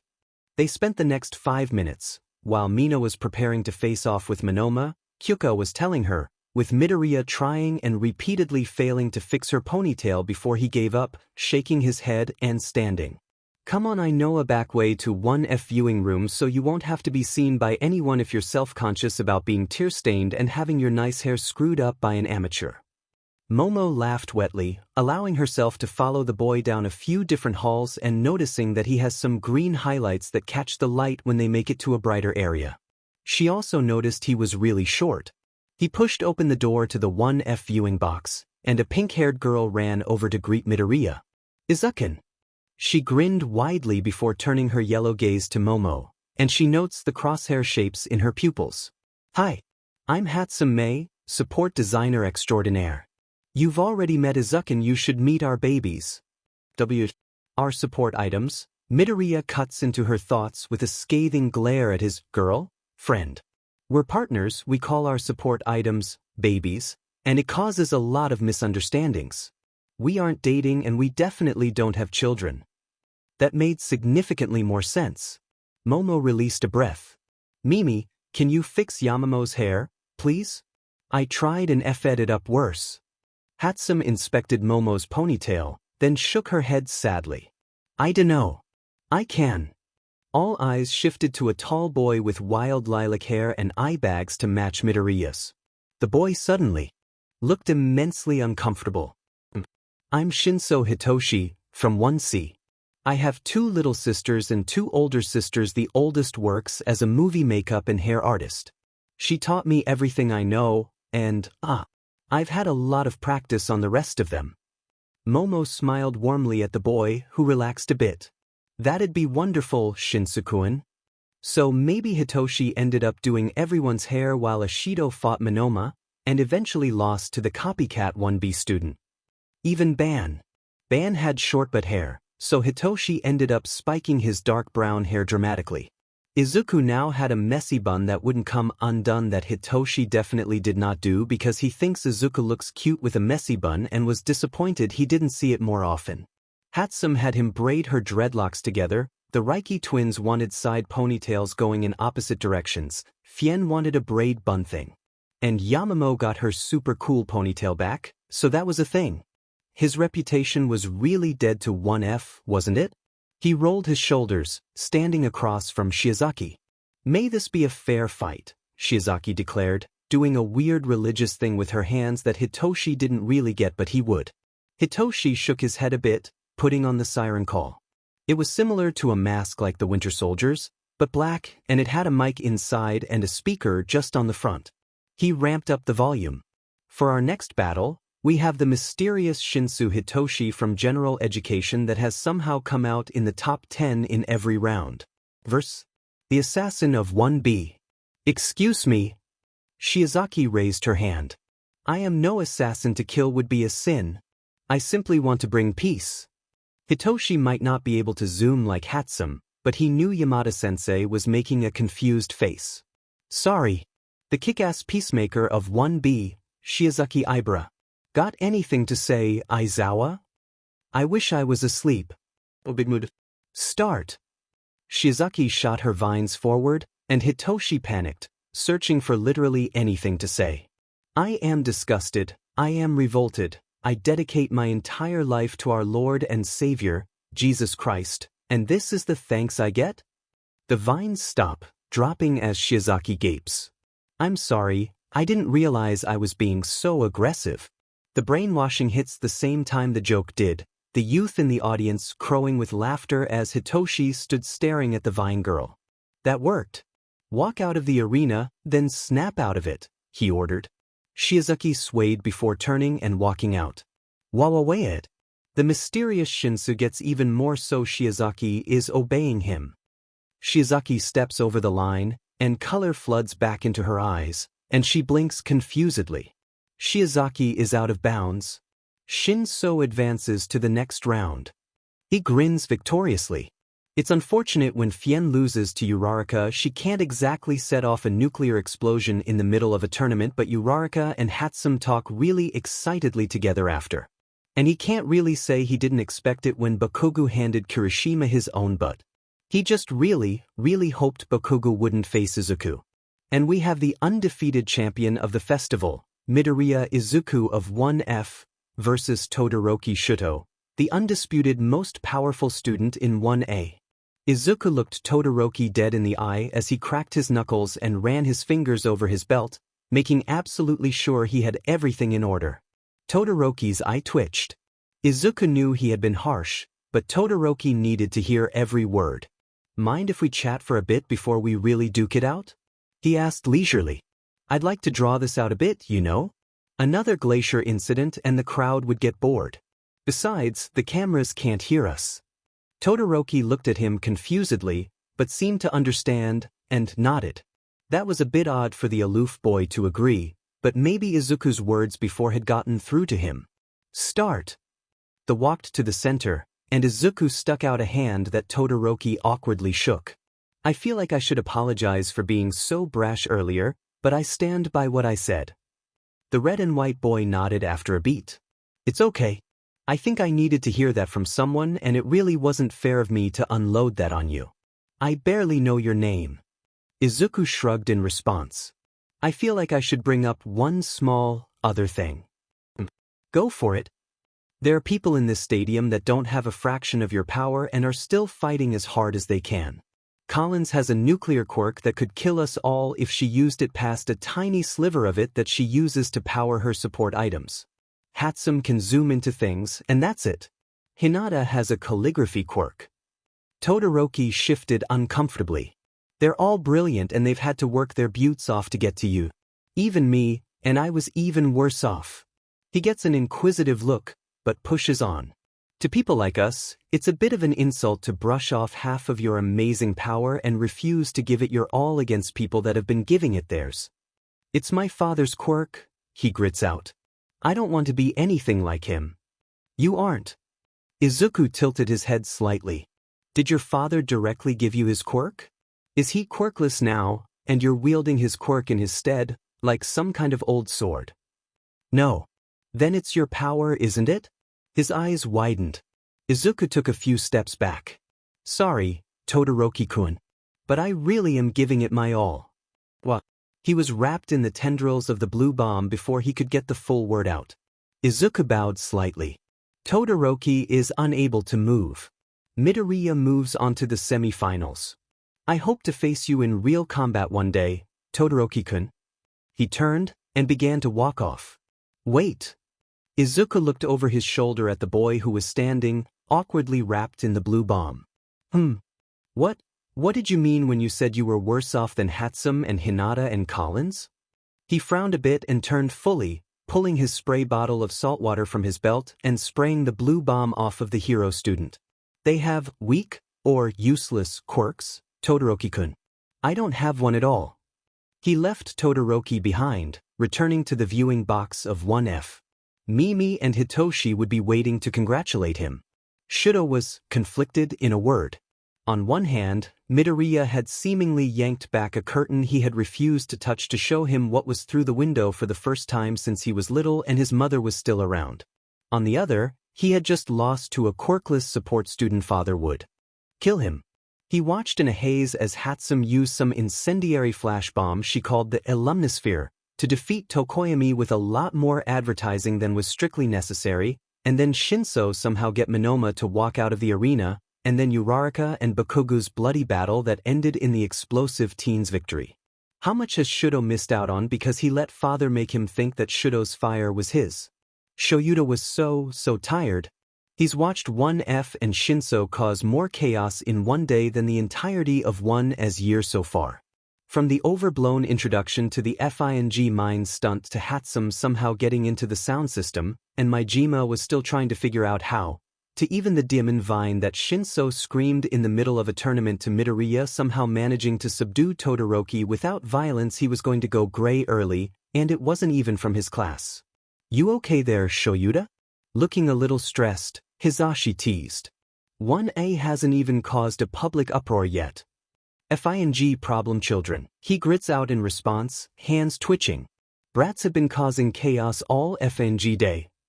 Hisashi's eyes light up in mischievous understanding. Oh, those kids that bugged you into teaching them Eskrima? Who the fels Hisashi? And his husband, the traitor, is Kami. He hates his job. Hey, Uraraka. Ochako looked up from her phone where she had just finished talking to her parents to see Hatsum. Oh, hi. She wiped her tears away. Hatsum slumped into the chair next to her. I'm having a moral dilemma, to be honest. There's a chance that Hitoshi will beat Bakugu and Hitoshi will be a finalist, but that's a chance I don't want to take. I don't want to hurt Izuku, but that might be the only way to keep him from fighting that BSRD. Ochako blinked at the pink-haired girl. Do they have a grudge against each other? She asked after a moment. More than that, Hatsum huffed in response, sprawling her upper body on the cool metal table. Bakugu is a complete FING BSTRD and he's gonna maim Izuku if he gets the chance. And I mean that seriously. He FNG hates Izuku. Something clicked. Is Midoriya that Deku Bakugu's been cursing out since the first round? Hatsum straightened at the name. Don't say that. Deku was a name people from Izuku's old school used to bully him, and it doesn't bring up happy memories. Oh, I'm sorry, I didn't know. Hatsum shrugs. Anyways, so I was thinking about this support item with might be able to help with your nausea. Izuku had a lot of faith in his friends. He knew that at least Mimi would always be there to support him. He knew that Hitoshi understood what it was like to be shunted aside for something they couldn't control. 1F knew he had overcome his barriers to make it this far. But he also knew, no matter how long or hard Hitoshi trained, he couldn't beat Katsuki. Katsuki was savage, a brutal personality mixed with an incredibly destructive quirk. Katsuki had both intelligence and strength in spades, plus an overproduction of confidence. It's why everyone idolized him for years. It's why Izuku idolized him. Young Izuku, Kaken could do anything he set his mind to. Now, Izuku understood his old bully even better. Bakugo Katsuki would destroy every obstacle in his path to win, and he didn't care what fell apart in the process.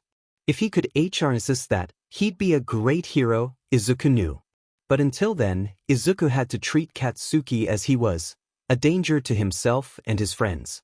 Hitoshi didn't stand a snowball's chance in hell against Katsuki. Neither did Mimi. To be honest, Izuku didn't either, but he had the best chance out of all of them. He knew Katsuki best.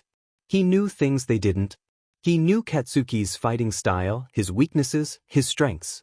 Katsuki barely knew Izuku anymore. Izuku couldn't stop Katsuki from hurting Hitoshi, unable to interfere with a public event or attack Hitoshi out of it. He did, in fact, know when it was no longer his place to step in. But he could save Mimi, and he swore to whatever god was watching him that he would. Mei was stressed. Shinso knew the stakes. He knew what Bakugo would do to Izuku if he gets the chance. Shinso knew that Mei was going to be trying her damnedest to save Izuku from that. They both knew the odds of beating Bakugo and Izuku. Where Izuku lacked a quirk, he made up for it in pure tactical and analytical genius. He knew the ins and outs of Mei's support items, how to disable them, how to escape from them, and how to counter them. Mei knew Izuku, but he studied her. She stood across the arena from him, searching her best friend's face for a trace of doubt, a flinch.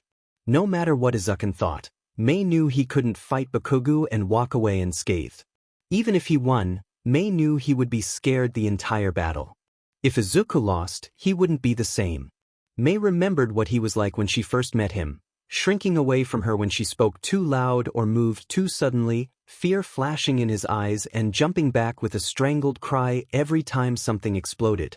The way he would try to hide in the shadows of his curly green hair whenever they walked down the street together, how he was always rushing to apologize even when it obviously wasn't his fault. And Mei remembered what it was like the first time he laughed when his project went up in flames in front of him, anxious but delighted. The first time he called her Mimi. The first time he complained about Mei's bad habit of leaving everything in total disarray. The first time he didn't back down when they disagreed, his eyes blazing with the need to be right. She didn't want Izuku to go back to how he was before, scared of life and beaten down by the world. Izuku's eyes were terrifyingly blank as they stared each other down. And Mai knew in that exact moment, he was going to fight with everything he had. "Pick a god and pray to it," he said in a voice that sent chills down her spine. Mei's hand tightened on her belt. "I'm not losing." "I know you won't," she murmured, barely audible to even herself. "I'll pray to all of them for you though." The charismatic genius Hatsum Mei of Support Course 1F. Verse. The dark and undefeated prodigy Midoriya Izuku of Support Course 1F. Surprisingly, Aizawa-sensei throws in his own 2 cents. These two are both best friends and design partners. I've never seen one without the other. Most of their support items were collaborations, and if they weren't, it's almost certain the other knows exactly how it works. Hatsum is an on-the-spot inventor, with a talent for assembling support items on the fly, and Midoriya's determination and tactical analysis is unmatched by the rest of first-year Yui so far.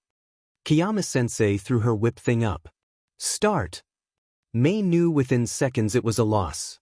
She immediately started her jet and barely dodged a pink bomb aimed at her feet and charged forward, dodging a pair of blue bombs and drawing her lightning rod, swiping out, which was parried by Izuku's pair. He shoved hard with them, forcing her back, and she hovered just above the ground and glared before sending a blue bomb his way, which he dodged, right towards her. Mei jerked back again, but his lightning rods had already pinned one of her feet to the ground. She felt the hum die as the systems fried, and she swore, scrambling back even more. But Izukin was relentless, his dark face the only thing May could see as he slashed out again and again with his lightning rods until May drew her second and finally caught them between her own. There was a pause as they struggled against each other. There were no words, just silence as they fought for control. "Sorry, Mimi." "What?" Something hit her hard in the gut, and she wheezed and stumbled back a few steps, curling a bit. Hatsum is out of bounds. Midoriya advances to the finals. May's eyes widened as she scanned the ground. Only half a meter from Izukin's feet was the white line, which she had gone straight over when he kicked her. Without another word, her best friend helped her stand and took her sleeve like he would when they were walking through the halls of Yui, leading May to the exit. May failed. And if Izukin suffered for it, she would never forgive herself. "All right, Shinsuke-kun, this is the final prototype of the siren call." With 5 days until the festival, Midoriya pulled him into a room that Yamada-sensei had hesitantly given them permission to use, one he used to train his quirk. Midoriya had looked almost like he was proud of himself, but Hitoshi didn't know him well enough yet. Hatsum definitely did, but she wasn't here. "What's it do?" Midoriya slid on a pair of sound-canceling headphones. His normally soft voice was a bit louder as he said, "Turn the knob and don't stop when it makes the annoying sound." He did as Midoriya asked as the small teen shoved earplugs into his ears. "The siren call is a voice changer, translator, and amplifier," Midoriya told him. "Those earbud thingies are to keep you from going deaf. It cancels out anything that reaches a harmful decibel. Now screech as loud as you can." Dubious, Hitoshi turned around and did as he asked. And holy hell! He might not have been able to actually hear it, but it shattered the bulletproof glass in the center of the room into practically dust. "That's your new best friend, Shinsuke-kun," Midoriya told him seriously. If Hitoshi knew anything about Bakugo from his previous fights was that he was gonna end this fast. Hitoshi also knew he was pretty fragile next to the explosive BSRD. He would need to focus everything into a single attack if he wanted even the chance of winning. The mysterious Shinsu Hitoshi of General Education 1C. Verse. The explosive Bakugo Katsuki of Heroics 1A. Have anything to say, Aizawa? The pause. A lot less heroic students are going to be on the winner's stage than ever in Yui's history, no matter what the outcome of this fight is. Start. Boom. And Hitoshi screamed back with every ounce of force he could put behind it, the volume ramped up to full in the face of the fire blooming in front of him. Izuku had tried to tell Hitoshi. Katsuki had taken out his hearing aids because he figured out how Hitoshi's quirk worked. The siren call wouldn't be enough. But Hitoshi was already out in the arena, thinking he was ready to fight Katsuki. Izuku's heart had felt ripped to shreds as he was forced to do nothing but watch the largest and loudest explosion he had ever seen Katsuki produce rocketing towards his friend. Hitoshi's scream had originally been artificial, but quickly turned to pain as he was blown back and thrown across the arena into the wall, his shrieks of pain from the sensation of being burnt alive and thrown like a rag doll amplified by the siren call until he passed out and Recovery Girl and Midnight hurried him off the field. The crowd had been silent, shocked by the absolutely brutal display of power. All those who hadn't been disturbed by his fight with Uraraka were shocked now. Nobody cheered for Katsuki as he stalked off the field. Izuku didn't really remember much in his haze of panic and fury, but Mimi said he went nuts and almost broke into the nurse's office while Hitoshi was being brought in. Izuku sat by his friend's bedside now, carding his fingers through Hitoshi's hair and trying to keep his tears at bay. He was going to be strong for Hitoshi. He wouldn't suffer any major scars that wouldn't fade within a few weeks physically. "It wasn't your fault," Mimi tells him, taking his wrist gingerly, her calloused hand warm on his skin. "Yeah, it is," he muttered. "It was the BSDRD's fault," Mimi insists. "Listen to me, Izukin." Hitoshi unleashed the siren call after Bakugo sent the explosion. Hitoshi would have ended up like this, hearing aids or no. Izuku felt wretched as he looked at Hitoshi, laying with his face still twisted in pain. "I know you're right, but I should have been faster." She squeezed his wrist gently. "Izuku, I need to tell you something I did, but I don't want you to hate me." Izuku looked to his best friend. She had never, not once, used his real name. "I could never hate you," he said honestly. Mimi looked extraordinarily doubtful, but she spoke anyway, starting to cry as she talked about what she thought she had done wrong. And, somehow, she managed to make him smile, even when she believed she would make him angry. But how could Izuku get mad at his first, best friend for caring? Shoyuta was fuming. Hizashi tied one of Shuta's hands down to keep him from bursting out of the commentary box and expelling that brat on the spot.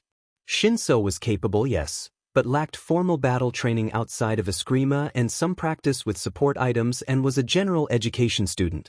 Bakugo had no restraint, and that wasn't always a good thing, especially with his quirk. If Shinso had been any closer, he'd be scarred for life, and it would be likely he would have experienced serious ear damage if it hadn't been for Midoriya's sound-canceling earbuds. Shoyuta was haunted by many things. Never before had it been the screams of a student as they were brutalized by another. Izuku faced Katsuki with a poisonous mix of fear and anger in his heart. Katsuki looked back with a smirk and a gaze full of malice. Ruby met Emerald, and Izuku's breath caught. "Look who made it into Yui," Katsuki growled. "You." "Guess who made it into Yui," Katsuki gloated. "Me." With each breath, Izuku's anger grew. With each breath, Izuku's fear grew. Hitoshi was laying in a hospital cot, covered in burns, and it was all Katsuki's fault. Mayvision 1.0 sat mangled and charred in his hand, and it was all Katsuki's fault. His heart sped up as he pictured his unconscious friend, hand tightening on his belt. His heart sped up as he pictured his only friend, hand tightening on his Yui letter. Izuku's legs wouldn't move, but he didn't want them to. He was fighting for Hitoshi. Izuku's legs wouldn't move, and he begged them to. He had to get back to Mimi. "I hope you remembered me, Deku," Katsuki growled, ready to make Izuku bleed. "That's a gift to remember me by, Deku," Katsuki crowed, leaving Izuku to bleed. Izuku reached up and tugged off his scarf, tying it around his waist. Izuku's shaky fingers dialed the numbers, barely able to speak. He looked at his bully, stealing his heart as he rolled his shoulders. He heard the sirens just as the world faded to black. An ugly burn scar decorated most of the left side of Izuku's throat, the scarred skin reaching over his collar and below his shirt. In its epicenter, just above his collarbone, a perfect handprint shone silver. "Sure Ifenji did, Kaken," he spat mockingly. "Let's dance." He could hear nothing but his own breathing for a moment. The announcing of their names was distant, and to Izuku, it sounded like the waves of an ocean against a trash-covered beach, indifferent to the boy writhing in pain on the sands, his blood mixing with the water. "Start!" Izuku activated his boots and shot up, avoiding the initial blast, every bit as massive as the one that put Hitoshi in that hospital bed, and diving at Katsuki, drawing his twin lighting rods and slashing out with them. He was met with a pair of smaller, more focused explosions that sent him reeling back, regaining his footing quickly. "You're just a pathetic Deku." Katsuki advanced with the speed of a cheetah, sending another pair of explosions at Izuku that he rolled under, popping back up. "Forget the rejects. You're quirkless." Izuku grit his teeth, throwing 3 pink bombs at the center of the arena. That made Katsuki hesitate, taking in this new change to the terrain, before using an explosive power jump over the pink sludge. "What the hell can someone like you achieve?" He shook away the memory. He wasn't Deku anymore. He was Izuku, and he was gonna make Diamond sure Katsuki knew that, if he won this fight or not. "You really think you can beat me, Deku?" Katsuki roared, charging at Izuku. Izuku stood, simply waiting, before swiping his foot out. Katsuki dodged it, of course, and flung out his arm, which Izuku grabbed with ease and twisted cruelly, shoving Katsuki back several steps. "You've led with the same right hook since you were 4, Izuku told him flatly, hundreds of beatings flashing through his mind's eye. Every instinct was screaming at him to run, to cower, to be Deku again because that's the best way for him to survive. But he couldn't. Izuku never had anyone on his side before, someone willing to face down the demons that crawled out of his past. Collins and Pearl forcing Katsuki to leave him alone when he was panicking. Arya and Hinata snatching his headband to keep him distracted. Mimi trying to beat Izuku so she could take Katsuki on in his stead. Hitoshi getting put in the nurse's office, unconscious for an indeterminate PRD of time because he did his damnedest in a last-ditch attempt to keep the explosive bully from Izuku. A year and a half ago, Izuku had nobody by his side that would have taken a paper cut for him. And his friends sacrificed so much for him, placing pain, dignity to save him. Izuku was going to be himself, truly and wholly, and pay off that debt. He took a few steps forward, and Katsuki threw a series of punches Izuku jumped out of the way of before jumping forward and slamming the tip of one of his lightning rods into Katsuki's chest. Katsuki yelled in pain as he jerked back, taking a few steps back, and getting his feet stuck in the pink bomb. He looked down and scowled before sending another massive blast at Izuku, who flew upwards again before throwing a blue bomb at the pink bomb. There was a very, very special reaction the two had with each other he and Mimi called the purple detonation. Within seconds, the pink sludge turned lilac. Katsuki's face twisted in confusion before he sneered. "What? Are you trying to beat me with some Douai slime, Deku?" Right on time, the now lilac slime exploded into massive, writhing tendrils that enveloped Katsuki and pulled him down until he was really and truly stuck in the sludge, not head nor hair visible under it. Izuku drifted down and tore the quickly hardening sludge away from Katsuki's face, letting the volatile teen breathe before he backed away. There was a long silence as Izuku took his scarf from around his waist and wrapped it around his neck, concealing the silver handprint once again. Bakugo is immobilized. Midoriya wins the sports festival. Katsuki's scream of fury is drowned out by the roar of the crowd. Izuku was so done with being afraid. Shoyuta was concerned. He may not have been very close to the arena, but he knew what a scar looked like. He'd seen a few, even gotten a few in his lifetime. And he really didn't like the shape of it either, but he'd have to get a closer look before he did something. Shoyuta had also never seen this amount of concentrated passive-aggressive energy sent at the number one hero, but here they were. Shinso, Hatsum, and Midoriya were all giving him death glares as he awkwardly gave out medals. After the awards, of course, he went to seek the 3 out and found Shinso and the rest of 1F in a burned-out husk of a support classroom, but no Midoriya. He stood in the back, content to just listen and wait for whatever this was to be over.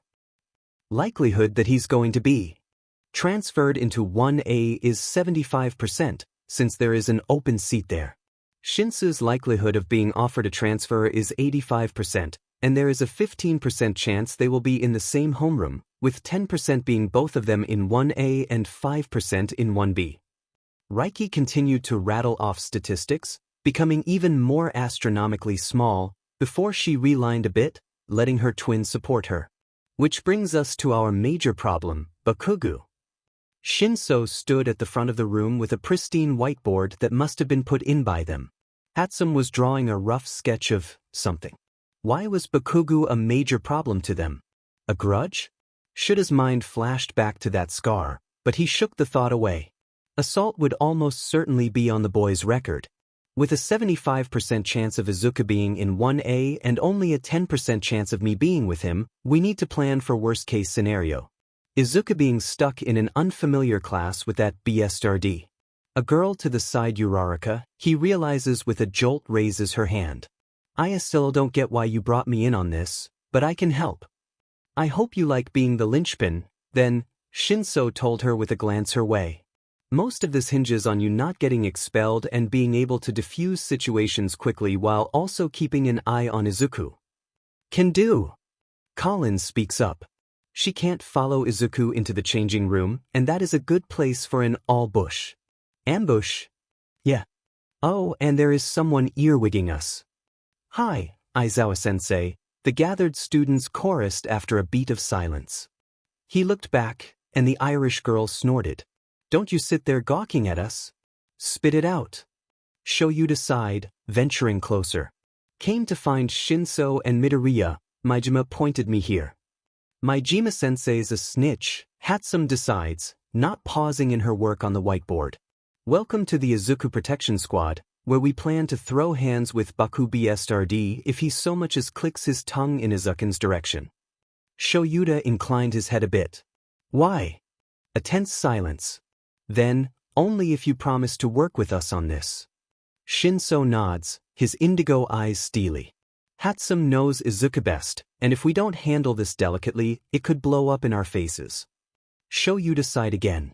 This was going to become a real headache, but he was going to get to the bottom of whatever was going on with Midoriya, even if it meant making a blood pact with his fan club. Okay. Hatsum finally turned from the board, waving the marker in thought. Everyone took a seat and Reiki Arya pulled a box of tissues from under a floorboard and started to pass them out to the others, even Shinso, who looked at it distastefully. The door opened, and Midoriya walked in with tired eyes and a disaster of a hairstyle. Hitoshi, he beached, I can't get the fucking tangles out of my hair. Hi, Aizawa-sensei. Shinso sighed made the boy sit down next to where he was sitting and pulled a brush from his bag before going to work on Midoriya's hair. Were you guys getting Aizawa-sensei to join? Yeah. You okay with it? Shinso asked. I guess. There are worse people. Midoriya reached into his pocket and fit 2 things into his ears. Hatsum inhaled and began, for the second time that day, Midoriya's tale. Shoyuta hates the system, he decides as he throws open the door to Nedzu's office. Aizawa-kun. The rat, for once, looked surprised at his entry. Is something the matter? On the grounds of assault, illegal quirk usage on a minor, and peer abuse as well as suicide baiting, I want Bakugo Katsuki out of my class. Effective immediately. Izuku opened his eyes and saw that Uraraka was crying, and so were the Reiki twins, so he guessed the story was finished.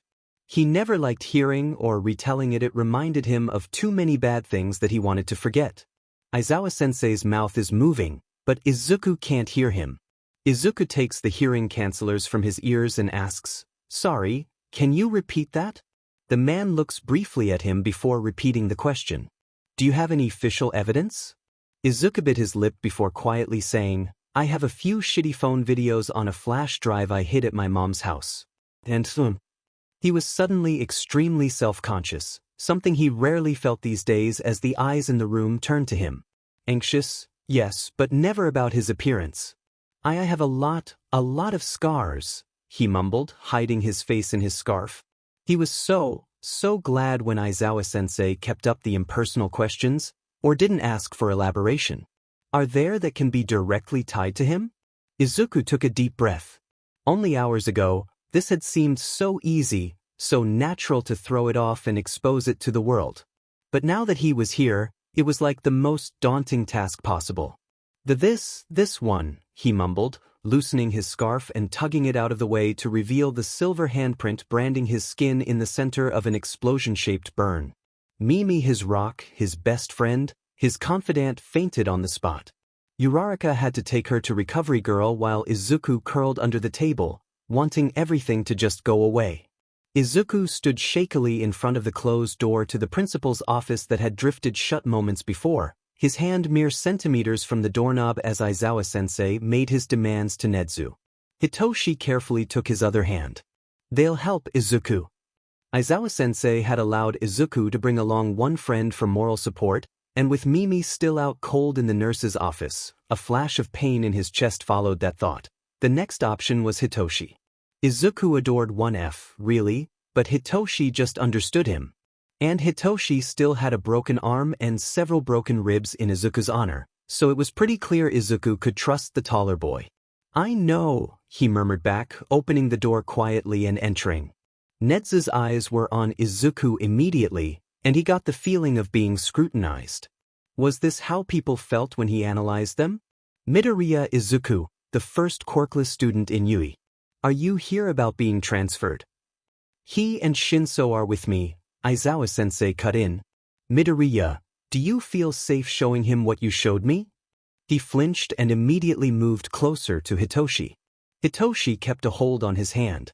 I won't look if you don't want me to.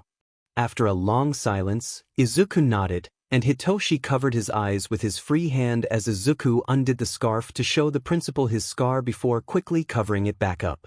Nedzu's calculation gaze softened. Oh dear. This really is quite the situation, isn't it? Hatsum woke up crying. Ochako immediately went to her new friend's side, sitting on the edge of the bed and holding the support student's hands as she sobbed wretchedly. Hatsum, Ochako said softly. You're okay. You're safe. The girl shook her head savagely, dreadlocks whipping from side to side as she struggled for words. Izuku, she cried out. Izuku got hurt, then? Ochako let Hatsum gather herself. After a long silence, the tears abated, and Hatsum could finally speak. He didn't come over one day, she sniffed. The day we got our letters. We were gonna open them together. But he didn't show up until the day after, and his neck was all. It was all bandaged up, and he told me his necklace exploded and I just accepted it. Ochako slid across the bed, wrapping an arm around Hatsum and drawing her close. Ochako may not be the most qualified for comfort, but she always liked being held and reminded that someone was there for her. Maybe it would work for Hatsum too. Midoriya's a private person, Hatsum-chan, she said softly. He probably saw it as his own problem, or he was ashamed about it. Maybe that's what he really thought for a while. But that boy trusts you with his life, Hatsum, and I can tell that pretty easily. Right after you fainted, he curled up and wouldn't respond to anyone but Hitoshi for a while. He probably wanted to protect you from that. Ochako let Hatsum cry. After all, what else was there to do? Hitoshi's leg bounced anxiously as he looked around the empty classroom. There was a seating chart drawn on the whiteboard, so Hitoshi assumed it was a new thing. He was in the very back, Izuku to his immediate left and in the back left corner exactly. 1A slowly filed in, none noticing the two exhausted teens. Some midget kids sat in front of Izuku and Yamamoto sat in front of the midget. She looked uncomfortable. At last, everyone was in their seats, Hitoshi and Izuku having successfully, somehow, avoided attention. Izuku's head rested on his desk, completely out cold, and Hitoshi guessed he was up all night designing again. Instead of waking him as the bell rang, Hitoshi sneakily put Izuku's hair in a messy bun. Sue him. Just because Izuku's not on the menu doesn't mean he can't look. Aizawa-sensei walked into the classroom, his eyes sweeping over 1A, plus Izuku and Hitoshi, before sighing. You all really need a situational awareness course. This is getting ridiculous. There was a loud bang and Hitoshi jumped, glancing over to see Izuku had slammed Midget's face into his desk. Yamamo's face was bright red as she looked back, her hands pinning her skirt to her legs. That was the fastest vibe check I have ever seen, Hitoshi announced. Everyone else go home. It took all of 3 seconds before Izuku was fast asleep on his desk again, Midget crying grossly as Yamamoto recognized them with a smile. Oh, Shinsu-kun, Midoriya-kun. It's nice to see you two again. Hitoshi nodded uncomfortably, all the eyes of 1A on him. Wait, did the sleeping dude just vibe check my neta and pass out again? One of them, Hitoshi, thinks his name is Kaminari, asks with wide eyes. There was a beat. Yes, Hitoshi confirmed awkwardly. Kami, what an absolute mad lad, a dark purple-haired girl says, her eyes and smile wide. Shut up, Aizawa-sensei commanded. When silence fell, he continued. This is the scoreboard for internship offers in the top 10. A screen lit up beside him. 1F Midoriya Izu 14,817 heroics, 8,761 support. 1F Hatsum Mei, 1,876 heroics, 9,821 support. 1 Seat Shinso Hitoshi, 8,724. 1A Uraraka Ochako, 7,982. 1 Beach Minoma Nito, 7,419.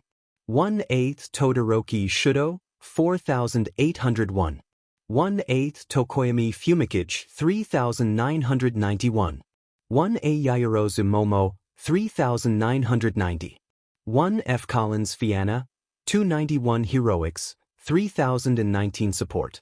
1B Shizuki Ibra, 2,131. As you can see, 1A takes up less than half of this list. Never in history has this happened, so you can pretty clearly see that you need to train harder for next year, otherwise you may lose your place in this class. Izuku had picked his head up and Hitoshi watched him scan the board with exhausted eyes. "What's the fucking point of giving me heroics internships?" he muttered to Hitoshi. "People can't tell when people want to be in a different field than their own," Hitoshi reasoned back. "So pick your experience week internships by Friday, or you will have one chosen for you. If you're like my Netta and don't have any offers callouts? This early? Come see me after class. You're picking hero names today." Hitoshi felt the exact moment when his soul left his body. He hadn't even thought of that yet. Izuku seemed to be having a similar crisis, his normally neutral green eyes blown wide. "And because I'm apparently not qualified to judge whether or not a name is good for your public image, I'm here." Kiyama-sensei kicked in the door with a flourish, and Midget squeaked. His head was, again, slammed into the desk in a vibe check so fast Hitoshi didn't even see it. Aizawa-sensei crawled into his sleeping bag. She passed out boards and blabbed about things, and when everyone else was presenting names this French TWK went with a whole but sentence. The Ida Dude and Freezerburn both picked their own first names, and the first actually decent one coming from a girl named Azui Tsuyufrappy. "You've got freaky mind powers," Izuku supplied, looking like he was desperately searching for an answer as Kiyama-sensei watched them struggle for a name. Mindfuck. That is sincerely the stupidest hero name Hitoshi had ever heard, and he grew up idolizing a guy who, for whatever ungodly reason, chose Eraserhead. And yet, when he blinked, he was standing at the front of the class. The puppeteer hero, mindfuck. Kiyama-sensei raised her eyebrows, and Hitoshi felt his ears go beet red. "It's Izuku's idea," he mumbled aggressively, trying to regain some sort of dignity. It was lost when she snorted, her eyes crinkling. "Yeah, it's fine. Midoriya, you're up." Izuku's shoulders were shaking quietly, and Hitoshi was a SLV to the small smile Izuku was trying to hide. So maybe he'd be stuck with the world's worst hero name, but at least he made Izuku laugh. Hitoshi returned to his seat just in time to watch Izuku peer over the podium, "Demon, he's really short," and hold out his whiteboard. "The forgotten hero, Nyx." Hitoshi's eyebrows shot up. "You give me mindfuck but pull that one out of your butt on the spot? This is favoritism." Izuku smiled at him, wide and genuine, and Hitoshi knows he won't regret mindfuck as long as he remembers this moment. "Wow, he's so gay." "Wait, where's Bakugu?" asks a red-headed boy suddenly. Aizawa-sensei finally sat up and sent a look at the class. He drew himself to his full height the moment he stood, and suddenly looked absolutely terrifying. Bakugu Katsuki is in Nedzu's office, determining the terms of his expulsion with his parents.